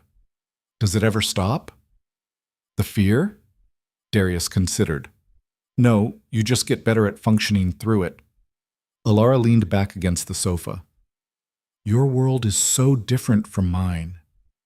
Our world, Darius corrected gently. You're part of it now. I don't know how to be. Then learn. He stood, offered his hand. Starting tomorrow. Tonight. Rest. Tomorrow we figure out how to make the South accept what the council already ruled, that you belong here. Alara took his hand, let him pull her to her feet. And if they don't accept it? Darius's smile was sharp. Then we make them. That night, Alara slept better than she had in weeks. Maybe it was exhaustion. Maybe it was the bone-deep certainty that, for the first time in her life, she wasn't hiding. Morning came with a knock on the door and Marta's voice. Up, girl. You've got work to do. Alara dressed quickly in clothes that had been left in the wardrobe, Southern style, practical but well-made. She found Marta waiting in the sitting room with a tray of food. Eat, Marta ordered. Then we talk. Alara ate. Bread with honey, cheese, fruit, simple but good. The court meets this afternoon, Marta said. You'll be presented formally. Every noble house in the South will be there, plus ambassadors from allied territories. Alara's stomach tightened. What do I need to do? Stand beside Darius. Look like you belong there. Answer questions if asked, but don't volunteer information. Marta's gaze was sharp. They'll try to make you nervous. Don't let them. I'm already nervous? Then hide it better. Marta stood. Come, we have 2 hours to make you look like a queen. The next 2 hours were a blur of fittings, hair arrangements, and Marta's relentless critiques. By the time she was done, Alara barely recognized herself in the mirror. The dress was midnight blue again, but more elaborate than the one she'd worn to the council. The fabric was silk, the embroidery gold. Her hair had been pulled back, pinned with small jeweled clips that caught the light. "Better," Marta said. "Now remember, head up, shoulders back. You're not asking for permission to be here. You've already been accepted. Act like it." Alara nodded, her throat tight. The court chamber was massive. Vaulted ceilings, columns of dark stone, windows that let in streams of afternoon light. And people. Hundreds of them, dressed in their finest, arranged in careful hierarchies around the room. Darius stood at the center on a raised platform, Kael and Lucien flanking him. When Alara entered, every head turned. The whispers started immediately. Darius caught her eye, gave a small nod. She walked toward him, feeling the weight of every gaze. When she reached the platform, Darius extended his hand. She took it, let him guide her to stand beside him. "Ladies and gentlemen of the Southern Court," Darius said, his voice carrying easily through the chamber, "I present Alara Vance, my mate, your future queen." The whispers grew louder. A man stepped forward from the crowd, older, gray-haired, dressed in deep crimson. "My lord, with all due respect, this is highly irregular. The woman has no title, no lineage, no—" "She has my claim," Darius said coldly. "That's all the authority she needs." "The council ruled in her favor," Kael added. "Anyone who questions that can take it up with them." The man in crimson looked unsatisfied but stepped back. Another voice called out, "What house does she represent?" "None," Alara said before Darius could answer. Every eye snapped to her. "I represent myself." Silence. Then a woman laughed, sharp and cold. She stepped forward, beautiful in an ice-carved way, dressed in silver. How refreshing. A commoner with delusions of grandeur. "Lady Seraphine," Lucien said warningly. Seraphine ignored him, her eyes locked on Alara. "Tell me, girl, what makes you think you can rule beside a king? What do you know of politics, of war, of managing a kingdom?" Alara met her gaze. "Nothing, but I'm willing to learn." "How noble!" Seraphine's smile was vicious. "And what will you do when the northern houses retaliate, when they send assassins in the night? Will you learn to fight them off too?" "I already have," Alara said quietly. "I killed one 4 days ago." The chamber went dead silent. Seraphine's smile faltered. "The North tried to kill us," Alara continued. "They failed, and I'm still here. So if you're waiting for me to break or run or prove I don't belong, you'll be waiting a long time." A few people in the crowd murmured approval. Seraphine's face flushed. "You have no idea what you've walked into. Then teach me." Alara stepped forward, off the platform, closer to the crowd. "If I'm ignorant, educate me.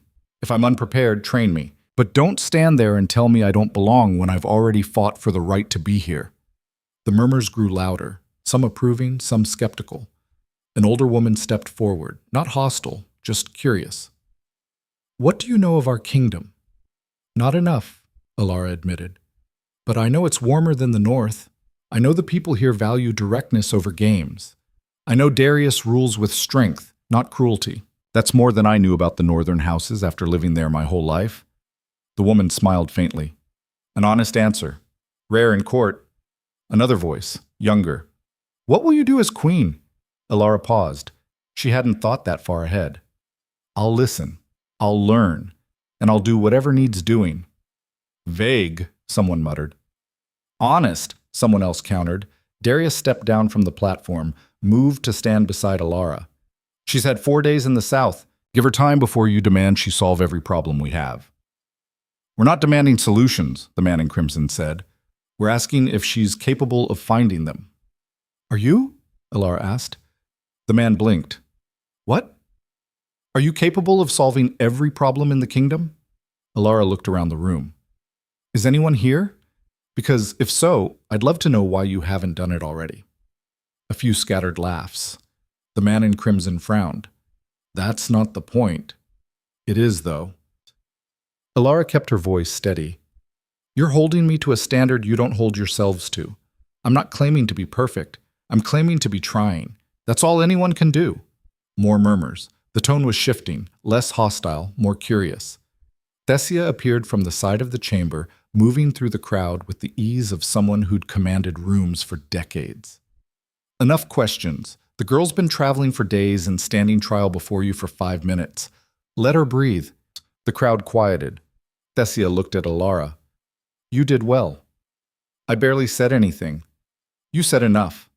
Thesia turned to the court. The bond is legitimate. The council has ruled. Anyone who can't accept that is welcome to leave. No one moved. Good. Thesia gestured toward the doors. Court is dismissed. We'll reconvene tomorrow. The crowd began to disperse, breaking into smaller groups, whispering. Alara felt her knees go weak.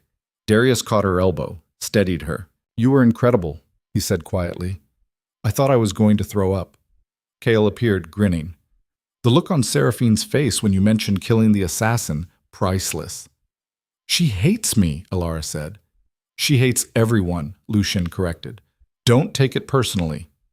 Over the next week, Alara began to learn what being part of the Southern Court meant. Mornings were spent with Thesia, learning the tangled web of alliances, grudges, and favors that governed the kingdom. Afternoons with Kael, studying trade routes, resource management, the practical mechanics of keeping a kingdom fed and functioning. Evenings with Lucian, reviewing military strategy, potential threats, the delicate balance of power with neighboring territories, and nights with Darius, talking about everything and nothing, the bond between them growing stronger, more certain. It wasn't easy. The court was full of people like Seraphine, nobles who resented Alara's presence, who whispered that she was unsuitable, unworthy, a northern spy or a gold digger, or worse. But others began to warm to her. The older woman who'd asked the first question, Lady Marin, invited Alara to tea. They talked for 2 hours about agriculture, about the struggles of the outer villages, about how royal policy often ignored practical needs. Alara listened, asked questions, and when Marin mentioned a water shortage in the eastern territories, Alara brought it up with Darius that night. Within 3 days, engineers were dispatched to assess the problem. Word spread. A younger lord approached Alara in the library, asking her opinion on a trade dispute. She admitted she didn't know enough to have one, but she promised to look into it. She spent 2 days reading contracts, asking Kael questions, until she understood the core issue. Then she sent a message to the Lord with her thoughts. Not a solution, but questions that reframed the problem. He thanked her publicly at the next court session. Slowly, piece by piece, Alara began to earn respect. Not from everyone. Seraphine and her faction remained hostile, but enough people started to see her not as an interloper, but as someone genuinely trying to help. 3 weeks after arriving in Ashmar, Alara received a letter. It was from her sister. She opened it with shaking hands, read it twice, then a third time. Lyra had arrived safely in the south. She'd been given work in the palace kitchens, good work, well paid, with her own room and respect. She was safe, happy even, and she was proud of Alara. Alara sat in her room holding the letter and cried for the first time since leaving the north. Not from sadness, from relief. That night, there was a feast. Nothing formal, just a gathering of the inner court. A chance for people to relax, to talk without the weight of politics. Alara wore a simpler dress, let her hair down. She felt more herself. Halfway through the evening, Darius stood raising his glass. The room quieted. A month ago, he said, I claimed a mate in the northern frontier. Half the people in this room thought I was insane. A few laughs. The other half, Darius continued, were certain she'd be a disaster. More laughs, less nervous now. You were wrong. Darius looked at Alara. She's been here 3 weeks. In that time, she's solved a water crisis, mediated a trade dispute, and earned the respect of people who've never respected anyone in their lives. Alara felt her face heat. She's not perfect, Darius said. Neither am I. Neither is anyone here, but she's trying, and that's more than most people do. He raised his glass higher. To Alara, our queen. The room echoed it. To Alara. People drank, then broke into applause. Alara stood, overwhelmed. She looked around the room, at faces that had been hostile weeks ago, now showing something like acceptance. Lady Marin smiled at her. The young lord who'd asked about the trade dispute nodded. Even a few of Seraphine's faction looked grudgingly impressed.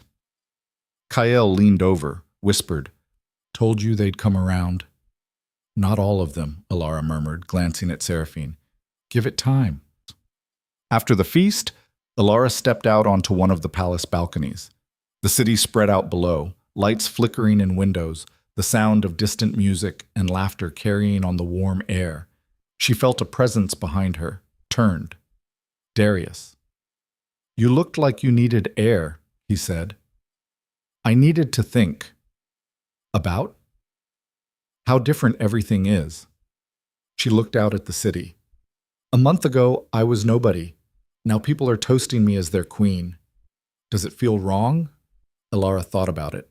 "No, it feels terrifying, but not wrong." Darius moved to stand beside her at the railing. "You know you've already won, right?" "Won what?" "Them." He gestured toward the palace. "The court. They didn't want to accept you, but you made it impossible not to." "Seraphine still hates me." "Seraphine hates everyone, including herself." Darius turned to face her. "But everyone else? They see what I saw that night at the moon ball. Someone who refuses to break." Alara met his eyes. "I came close, at the council. When those assassins attacked, I wanted to run. But you didn't. No, that's the difference." Darius reached out, brushed a strand of hair from her face. "Between you and people like Rowan, he ran the moment things got difficult. You stood your ground." Alara leaned into his touch. "I'm still scared." "I know, so am I." "Of what?" "Losing this. Losing you." His voice was quiet, rough. "I've never felt like this before. Like if something happened to you, I wouldn't survive it." Alara's breath caught. "Darius, I love you," he said. Simple, direct. "I know it's fast. I know we barely know each other, but the bond doesn't lie, and neither do I. I love you." Alara felt tears prickling again. Happy tears this time. "I love you too," she whispered. He kissed her, gentle at first, then deeper. The bond hummed between them, warm and certain. When they broke apart, both of them were breathing hard. "Come on," Darius said, taking her hand.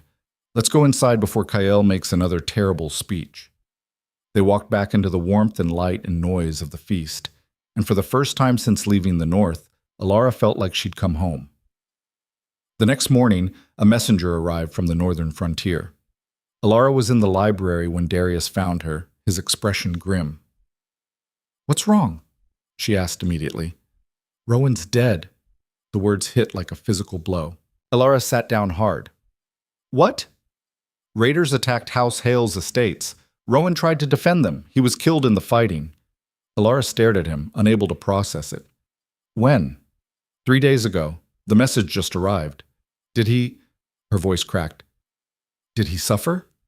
"I don't know. The message didn't say." Alara pressed a hand to her mouth. She'd been angry at Rowan, hurt by him, but she'd never wanted him dead. Darius crouched in front of her. "Are you all right?" "I don't know." Tears spilled over.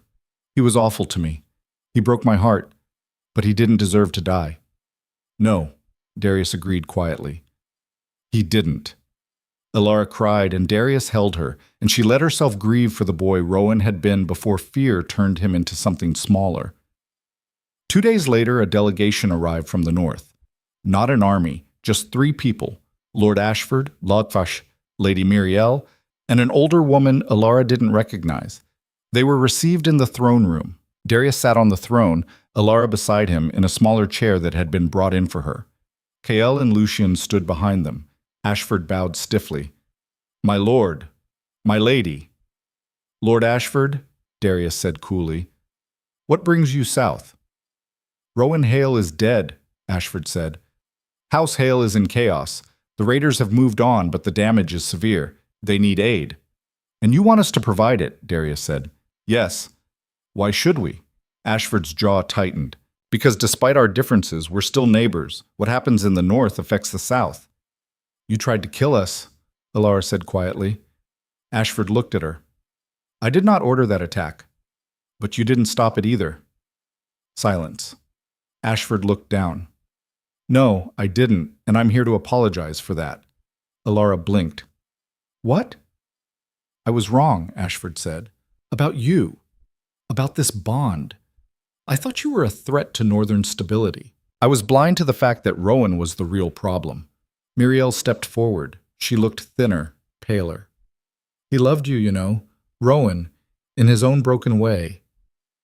I know, Alara said softly. He died defending people who never respected him, Muriel continued, trying to prove he was worth something. And I think he spent his last moments regretting the choices that brought him there. Alara felt fresh tears threaten. I'm sorry. Don't be.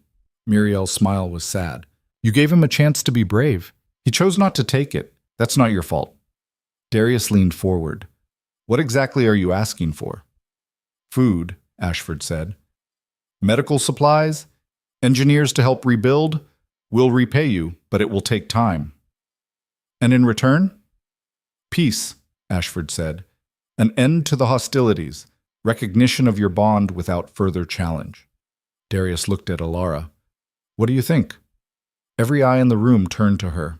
Alara thought about Rowan, dead in the north, about the villages burning, about the people who'd done nothing wrong, caught in the crossfire of politics and pride. Help them, she said. Ashford looked stunned. Just like that? Just like that. Alara met his eyes. The north isn't my home anymore, but that doesn't mean I want to see it burn. Darius nodded. We'll send aid, food, supplies, engineers. But Lord Ashford, if there's another assassination attempt, another political game, I won't be forgiving a second time. Understood, Ashford said. He bowed again, deeper this time. Thank you, my lady. Alara nodded. The delegation left. When they were gone, Kael let out a low whistle. Well, that was unexpected. She's going to make a hell of a queen, Lucian said. Darius stood, offered Alara his hand. Come on, let's get out of here. They walked through the palace gardens, away from the politics and weight of the throne room. You didn't have to do that, Darius said. Yes, I did. Alara looked up at the sky, clear blue, warm. Rowan made terrible choices, but the people in those villages didn't. They deserve help. Even after everything the North did to you? Especially then. Alara stopped walking, turned to face him. I don't want to rule through revenge. I want to rule through being better than the people who hurt me. Darius smiled. You're already better. Not yet, Alara said, but I'm trying. He pulled her close, kissed her forehead. That's all anyone can ask. That night, at dinner with the inner court, Lady Marin stood and raised her glass. A toast, she said, to our queen. May she always choose mercy over vengeance. The room echoed it. Even Seraphine grudgingly raised her glass. Alara felt the weight of it, the responsibility, the trust, the expectation. But for the first time, it didn't feel crushing. It felt like purpose. 6 months passed like water through fingers. Alara learned to navigate the court with the same intensity she'd once used to survive the northern frontier. Every conversation was a negotiation. Every decision rippled outward, affecting people she'd never meet. The weight of it pressed down some days until she couldn't breathe. But she didn't break. The southern kingdom changed under her influence slowly, like ice melting in spring. She established councils in the outer villages, gave them voices in court decisions. She diverted funds from decorative palace renovations to irrigation projects, better roads, schools in territories that had never had them. The nobles complained. Of course they did. This is a kingdom, not a charity, Seraphine had snapped during one particularly heated court session. Then what's the point of having power if we don't use it to help people? Alara had shot back. Seraphine had no answer for that. But change came with cost. 3 of the older noble houses withdrew their support, declared Alara's policies too radical, too common. Darius had wanted to exile them. No, Alara had said, let them stay. Angry voices remind us we're doing something that matters. They undermine you, Lucian had argued. They challenge me, that's different. So the nobles stayed, grumbling but present, and Alara kept pushing forward. Her sister Lyra had become one of her closest confidants. They met every morning for tea, just the two of them, and talked about everything. The loneliness of leadership, the fear of making wrong choices, the strange guilt that came with having enough when you remembered what it felt like to have nothing. "Do you miss it?" Lyra asked one morning. "The simplicity?" Alara thought about it. "Sometimes, but I don't miss feeling powerless." "You were never powerless," Lyra said. "You just didn't have the tools yet. And now I do?" "Now you're learning to use them," Lyra smiled. "That's different than having them handed to you." The bond with Darius, Kael, and Lucien deepened in ways Alara hadn't anticipated. Not the dramatic, consuming fire she'd read about in stories, but something steadier. On hard days, Kael made her laugh until her sides hurt. Lucien taught her strategy, helped her think 3 moves ahead, showed her how to turn an enemy's strength against them. And Darius was her anchor, the one who knew when she needed space and when she needed someone to hold her while she cried from exhaustion. "You're doing too much," he'd said one night, finding her in the study at midnight, surrounded by reports on crop yields and trade disputes. "There's too much to do." "Then delegate. That's what the court is for." "I can't trust them yet." "Then you'll burn out." Darius had pulled the papers from her hands gently. "Come to bed." "I need to finish." "Alara." His voice had been gentle but firm. "You're not alone anymore. Stop acting like you are." That had cracked something open. She'd let him lead her away from the desk, let herself rest against his shoulder, let herself be vulnerable in a way she'd never allowed with Rowan. Learning to accept help was harder than learning to rule. Winter came to the south, mild compared to northern standards, but enough to test the new irrigation systems, the food stores, the preparations Alara had pushed through despite resistance from nobles who thought she was wasting resources. Everything held. When spring arrived and the outer villages reported surpluses instead of shortages, even Seraphine grudgingly admitted Alara might know what she was doing. "Don't let it go to your head," Seraphine had said, cornering Alara after a court session. "You've had one successful season. Let's see if you can manage 2. "I'll try not to disappoint you," Alara had replied sweetly. Kael, who'd been eavesdropping, had laughed so hard he'd choked on his wine. But the real test came in late spring, when a messenger arrived from the north bearing news that changed everything. Alara was in the throne room, mediating a dispute between 2 merchant houses over river rights, when the messenger burst in. Mud-splattered, exhausted, eyes wild with something that looked like terror. The merchant houses fell silent mid-argument. "My lord," the messenger gasped, dropping to one knee before Darius. "The northern frontier is under siege." The room went dead silent. Darius stood slowly. "By who?" "The Eastern Raiders, thousands of them, my lord. They've taken 3 major cities, burned the council fortress to the ground. The northern houses are scattered, fighting individually. They're losing badly." Alara felt ice crystallize in her veins. "What about the villages, the common people?" The messenger's face went gray. "Slaughtered or enslaved, my lady. The raiders aren't taking prisoners unless they can sell them. It's a massacre." Murmurs erupted through the court like a kicked hornet's nest. The southern nobles looked at each other, uncertainty and calculation warring on their faces. "Why should we help them?" someone called out from the back. "They tried to kill our queen not 7 months ago." "That was politics," another voice countered. "This is survival. There's a difference." "Is there?" Seraphine stood, her voice cutting through the noise. "They rejected her, humiliated her, sent assassins after her. And now they come begging for help?" "They're not begging," the messenger said quietly. "They're dying." The argument started in earnest then, voices rising, tempers flaring. Half the court wanted to let the North burn as punishment. The other half argued that raiders who conquered the North wouldn't stop there. They'd come south next, emboldened by victory. Alara sat frozen in her chair, listening to people debate the value of human lives like they were discussing crop rotations. She thought about the northern villages she'd grown up near. The families who'd been cold to her, yes, but who'd also just been trying to survive in a system that ground people down. She thought about children playing in streets that might not exist anymore. About women like her sister, working in kitchens, just trying to make it through another day. She looked at Darius. He met her eyes, and she saw the question there, unspoken but clear. This was her call to make. She stood. The room quieted immediately, all eyes turning to her. "How many soldiers can we muster?" she asked, her voice steady despite the fear clawing at her throat. Lucien stepped forward from his position behind the throne. 3,000, maybe 4 if we pull from the border garrisons. But it would take 2 weeks to mobilize them properly, another week to march north. By then it might be too late, Alara finished. She looked at the messenger, who was still kneeling, swaying with exhaustion. Who's leading the northern defense? What's left of it? Lord Ashford, my lady.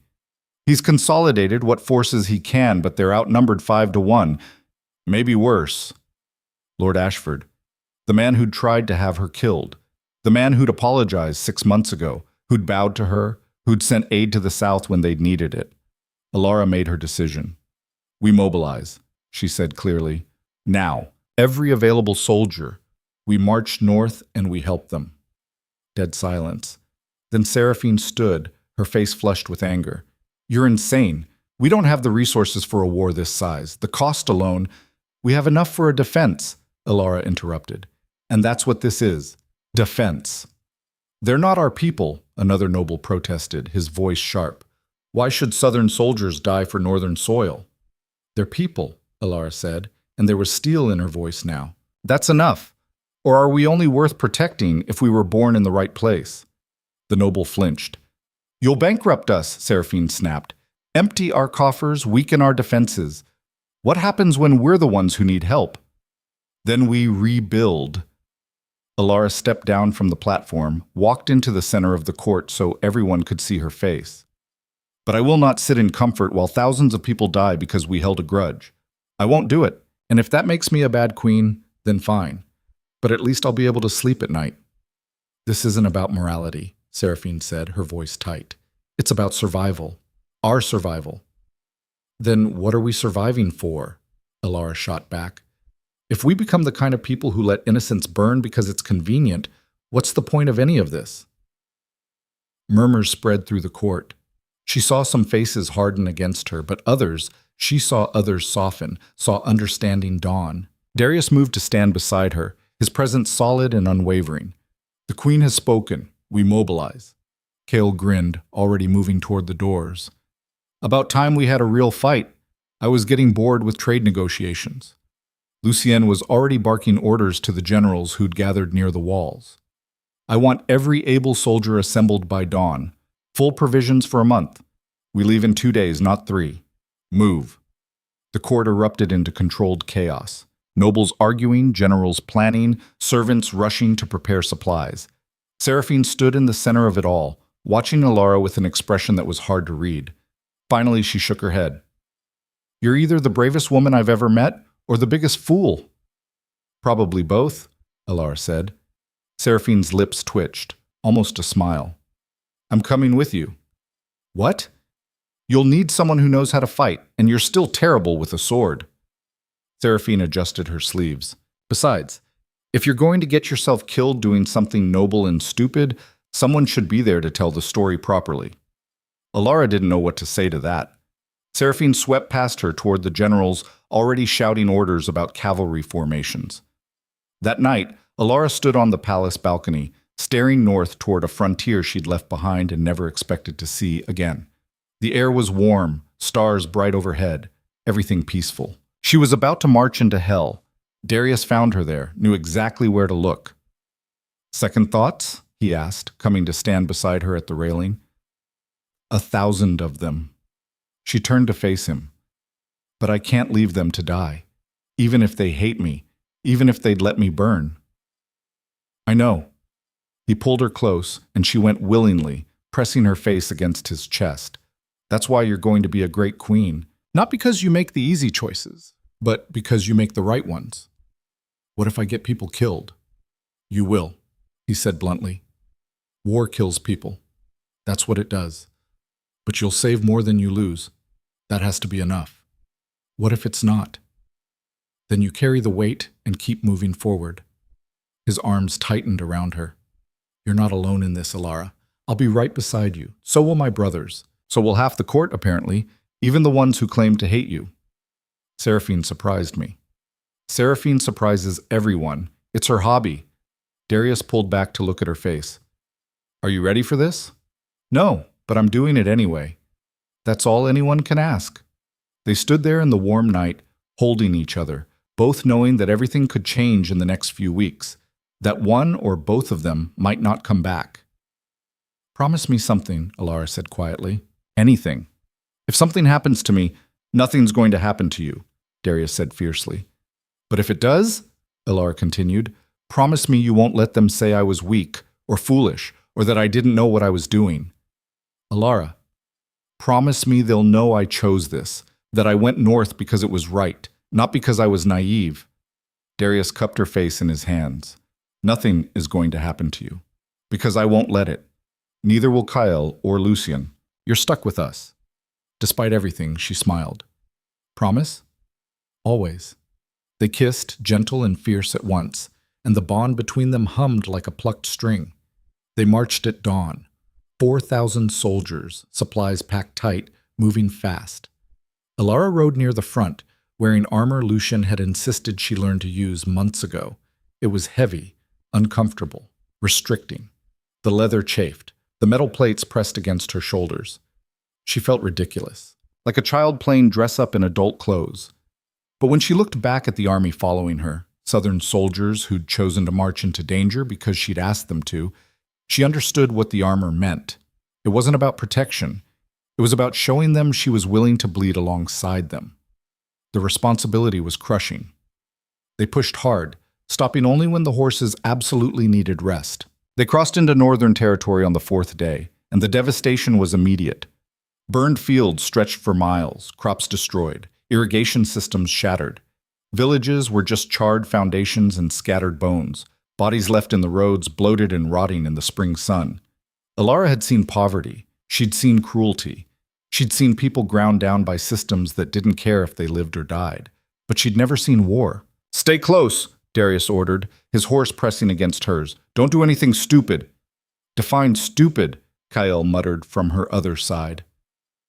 "Anything that gets you killed," Lucian called from behind them.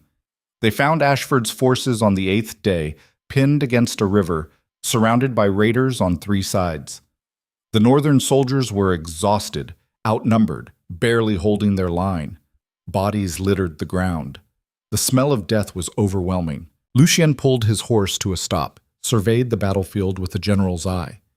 "If we hit them from the west, we can break their line, give Ashford's people room to breathe and regroup." "How many raiders?" Darius asked. 2,000, maybe more. They're not expecting us. That's our advantage." "Do it," Darius said. Lucien turned to the captains, started barking orders. The Southern Army split, flanking wide, preparing for the assault. Alara's hands were shaking. She gripped her reins tighter, willing them to stop. "First battle?" Seraphine appeared beside her, fully armored, a wicked-looking blade strapped to her back. "Yes." "It's nothing like training," Seraphine said. "It's louder, bloodier, more confusing. People will die in front of you. You might throw up. That's normal." "You're not making me feel better." "I'm not trying to." Seraphine's gaze was sharp. "I'm telling you the truth so you don't freeze when it matters. Keep your head. Stay near Darius. Don't try to be a hero." "I'm not trying to be anything." "Good. Then you might survive." Seraphine spurred her horse forward, joining the assault line. The battle started with a roar. The Southern forces crashed into the raiders' western flank like a hammer. Steel screamed against steel. Men shouted, war cries, death screams, orders lost in chaos. Alara had trained with Lucien for months, learned the basics of sword work, of staying mounted, of reading a battlefield. But training and reality were different universes separated by blood and terror. The noise alone was overwhelming. Not just the clash of weapons, but the wet sounds, blades hitting flesh, bodies falling, the horrible gurgling when someone died with a cut throat. She stayed mounted like Darius had ordered, tried to follow the flow of battle, tried not to panic. And then a raider broke through the line, headed straight for her. He was huge, scarred, grinning like he'd just found a prize. "Little queen," he called out, his accent thick and foreign, "long way from your palace."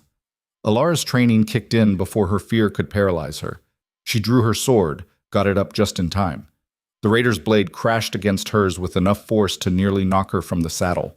Her arms screamed with the impact. "Soft hands," the raider sneered, circling. "Noble girl playing soldier, I'm going to enjoy this." He lunged again. Alara parried, twisted her blade the way Lucien had taught her, and slashed across the raider's arm. He howled, blood spraying, dropped his weapon. Alara didn't wait to see if he'd recover. She kicked her horse forward, past him, toward the center of the fighting where Darius and his brothers were cutting through raiders like they were harvesting wheat. The southern soldiers pushed hard, fighting with desperate efficiency. The raiders, caught between two forces, began to break. 1 hour stretched into 2, then 3. The sun climbed overhead, beating down on armor that was never meant for spring heat. Alara fought when she had to, stayed mounted when she could, watched southern soldiers die protecting her, and felt guilt carve hollows in her chest. This was her fault, her choice, these deaths. By mid-afternoon, the raiders were retreating, scattering into the eastern forests. By sunset, they were gone. Alara dismounted in the center of what had been a battlefield and was now a field of the dead.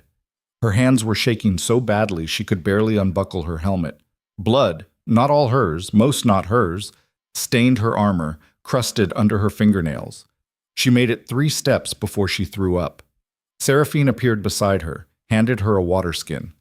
"Told you, normal." Alara rinsed her mouth, spit, tried to stop shaking. "How many did we lose?" 200, maybe more. We won't have accurate counts until morning. 200 families who'd lost someone because Alara had asked them to march north. "Don't," Seraphine said sharply, reading her face. "Don't take that weight. They chose to come. They knew the cost. I asked them to, and they said yes. That's on them, not you." Seraphine's voice was hard but not unkind. "You want to honor them? Win this war. Make their deaths mean something." Before Alara could respond, Ashford appeared. He looked like hell, armor dented, face gray with exhaustion, one arm hanging limp and useless at his side. But he was alive. He limped toward Alara, stopped 3 feet away, and stared at her like he was seeing a ghost. "You came," he said finally. "Of course we came." "Why?" He genuinely seemed confused. "After everything we did to you, after the assassins, after the council, Because people were dying," Alara said simply, too tired for anything but honesty. "That's reason enough." Ashford stared at her for another long moment. Then, slowly, painfully, he dropped to one knee in the blood-soaked mud. "My queen." Behind him, the surviving northern soldiers, what was left of them, followed suit. One by one, they knelt. Hundreds of them, northern and southern alike, bowing to a woman they'd once called an outsider. Alara looked at them, these people who'd rejected her, scorned her, tried to kill her, and felt something crack open in her chest. Not anger, not vindication. Understanding. They'd been afraid of change, of losing power, of admitting they were wrong. And fear made people cruel. But it could also make them brave. "Get up," she said quietly. "All of you. We have work to do." The next 3 months were brutal in ways the battle hadn't been. The southern and northern forces combined pushed the raiders back across the eastern border, mile by bloody mile. They reclaimed cities reduced to rubble. They rebuilt villages from ash and memory. They established supply lines through territory that had been stripped bare. Alara worked alongside soldiers and common people. She treated wounds with supplies that were never enough.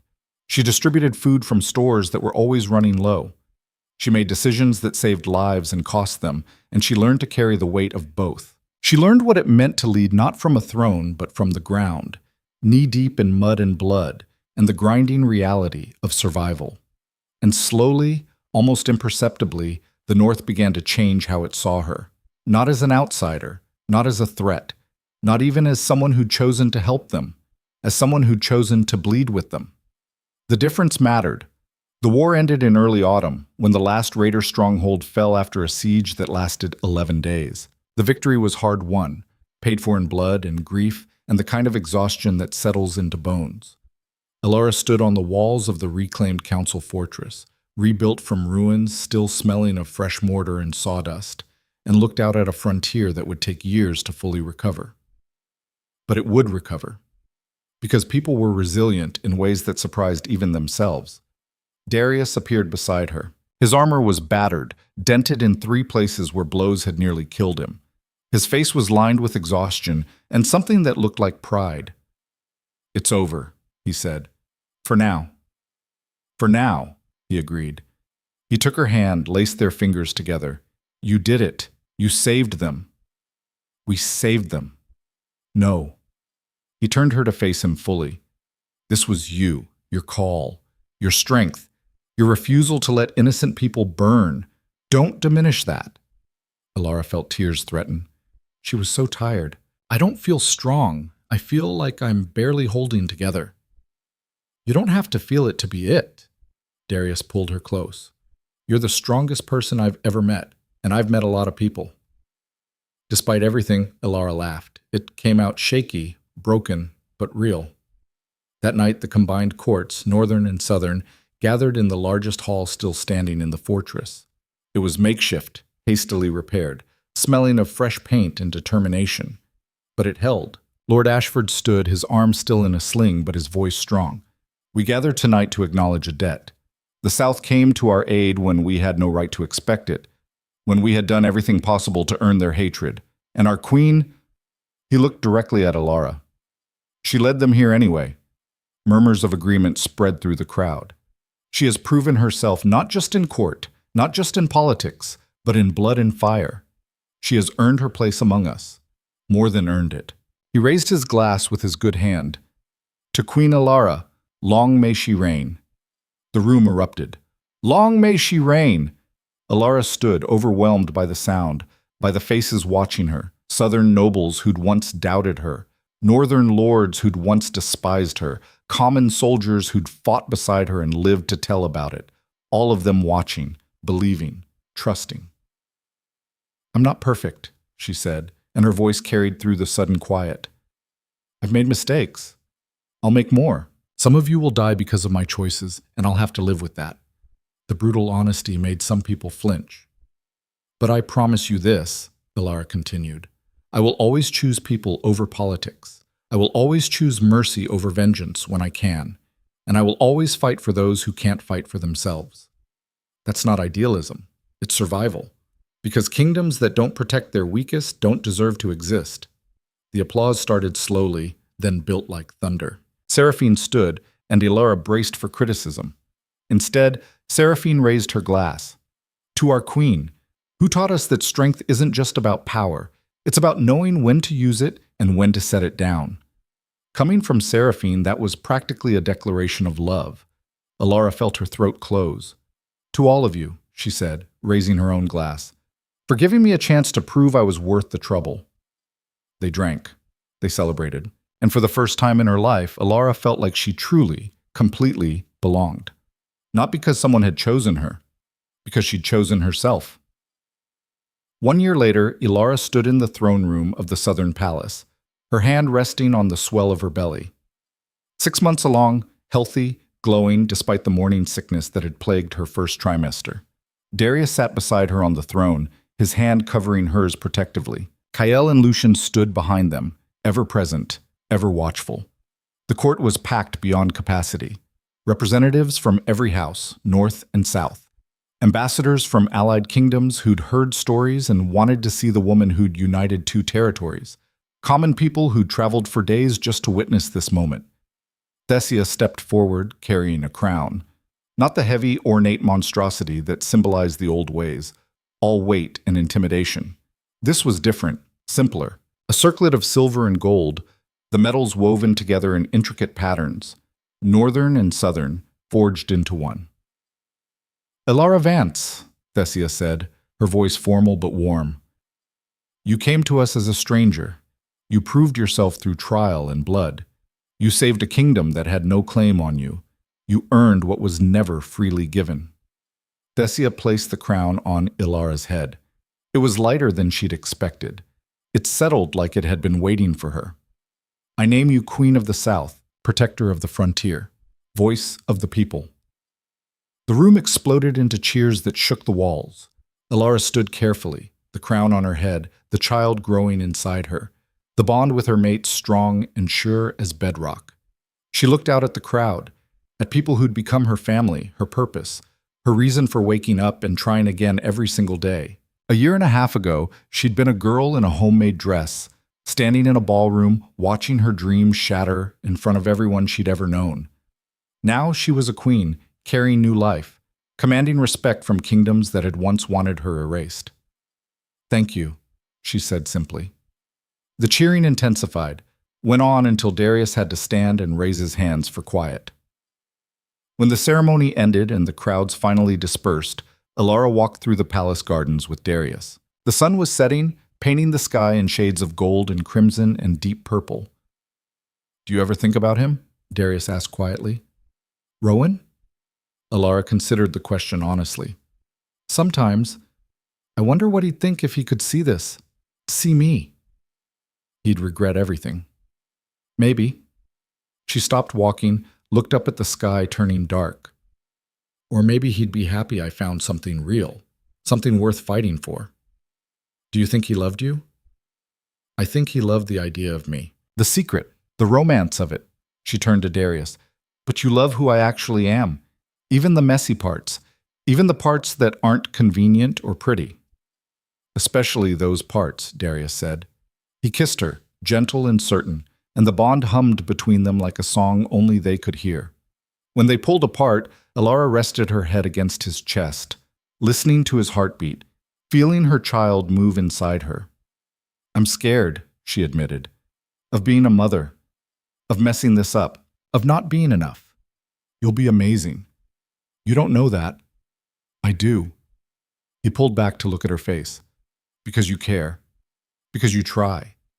Because you know what it's like to feel unwanted, and you'll make damn sure this child never feels that way." Alara placed both hands on her belly, felt the flutter of movement beneath her palms. "Boy or girl?" Darius asked. "Does it matter?" "Not even a little bit." They stood there as full dark fell and stars began appearing overhead, two people who'd found each other in the wreckage of broken promises and terrible choices, who'd built something strong enough to survive war and politics and every doubt the world could throw at them. 3 months later, on a cold winter morning, Alara gave birth to a daughter. She was small, red-faced, screaming her absolute fury at the world with lungs that seemed impossibly powerful for something so tiny. Perfect. They named her Arya, after the song Alara's mother used to sing. Alara held her daughter, looked into eyes that were still unfocused and seeing nothing, and made a silent promise. "You will never have to hide who you are. You will never have to wait for someone to choose you. You will know from your first breath that you are wanted, loved, enough exactly as you exist." Darius stood beside the bed, Kael and Lucien crowding close, all three of them staring at the tiny human with expressions of absolute wonder mixed with terror. "She's beautiful," Kael whispered, like speaking too loud might break something. "She's terrifying," Lucien said. "Something that small shouldn't have this much power over us already." Darius just smiled, reaching out to touch his daughter's tiny hand with one finger. Arya gripped it immediately, held on with surprising strength. "Welcome to the world, Arya," he said softly. "Try not to burn it down too quickly." Alara laughed through happy tears. "Give her time. She's barely an hour old." "That's what worries me," Kael said. News of the princess's birth spread through the kingdom like wildfire, jumped borders, became the kind of story people told and retold. Northern and Southern alike celebrated. Gifts poured in from every direction, practical things like blankets and clothes, but also symbols. A Northern family sent a wooden cradle carved with Southern designs, the two styles woven together seamlessly. A Southern lord commissioned a tapestry showing the union of two kingdoms, with a small figure in the center representing hope. The world was changing, slowly, imperfectly, with setbacks and arguments and people who'd never fully accept it, but changing nonetheless. 6 months after Arya's birth, Alara stood before the combined courts again, her daughter sleeping peacefully in a sling against her chest. "We've spent over a year rebuilding," she said, one hand supporting Arya's small head. "Healing wounds, proving that North and South can work together. But we can't stop there." She gestured to a map spread across the table in front of her, weighted down at the corners with stones. "The Eastern raiders are regrouping. Intelligence suggests they're planning another assault within the year. The Western territories are unstable, their leadership weak. If we want lasting peace, we need more than treaties and temporary alliances. We need unity." Murmurs spread through the room like ripples across water. "I propose a formal alliance," Alara continued. "Not just between houses, but between kingdoms. A unified council that represents everyone, noble and common, north and south, east and west, where decisions are made together and everyone has a voice. You're talking about dismantling the old power structures entirely, Seraphine said. Not hostile anymore, just observing, calculating. I'm talking about building new ones, Alara said. Better ones, structures that serve people instead of the other way around. Ashford stood, his arm finally healed. The North supports this proposal. We've seen what division costs. We won't go back to that. One by one, others stood. Not everyone. Some of the older houses grumbled, resisted, clung to the old ways like drowning men to driftwood. But enough stood with her that it passed. The Treaty of Two Kingdoms was signed on the second anniversary of the war's end. Representatives from every major house, nobles and commoners alike, gathered in the rebuilt council fortress to witness it. The document was simple, written in language anyone could understand. No legal tricks or hidden clauses. Just clear statements of mutual defense, shared resources, and equal representation. Alara signed first, her hand steady. Then Darius. Then Ashford, representing the North. When the ink dried, the crowd erupted into cheers that could probably be heard in the next kingdom over. It wasn't perfect. Nothing ever was. There would be fights ahead, disagreements sharp enough to draw blood, setbacks that would make people question everything, but it was a foundation, something to build on. 2 years after that night at the Moon Ball, Alara stood on the same balcony where Darius had first told her he loved her. Arya was toddling now, chasing after Kael through the gardens below while he pretended to be a fearsome monster, and she shrieked with delighted laughter. Darius appeared beside Alara, slipping an arm around her waist like he'd done 1,000 times before, comfortable and sure. "What are you thinking about?" he asked. "How different everything is." She leaned into him, watched their daughter play. 2 years ago, I was invisible, someone to be hidden and ashamed of. Now, I'm a queen, a mother, someone who helped end a war and build something new. You were never invisible, Darius said firmly, just surrounded by people too blind to see you. Alara smiled. Diplomatic as always. It's one of my best qualities. They stood in comfortable silence, watching their daughter discover the world one tottering step at a time. Do you regret it? Alara asked. Any of it? The complications? The politics? The war? Not for a second.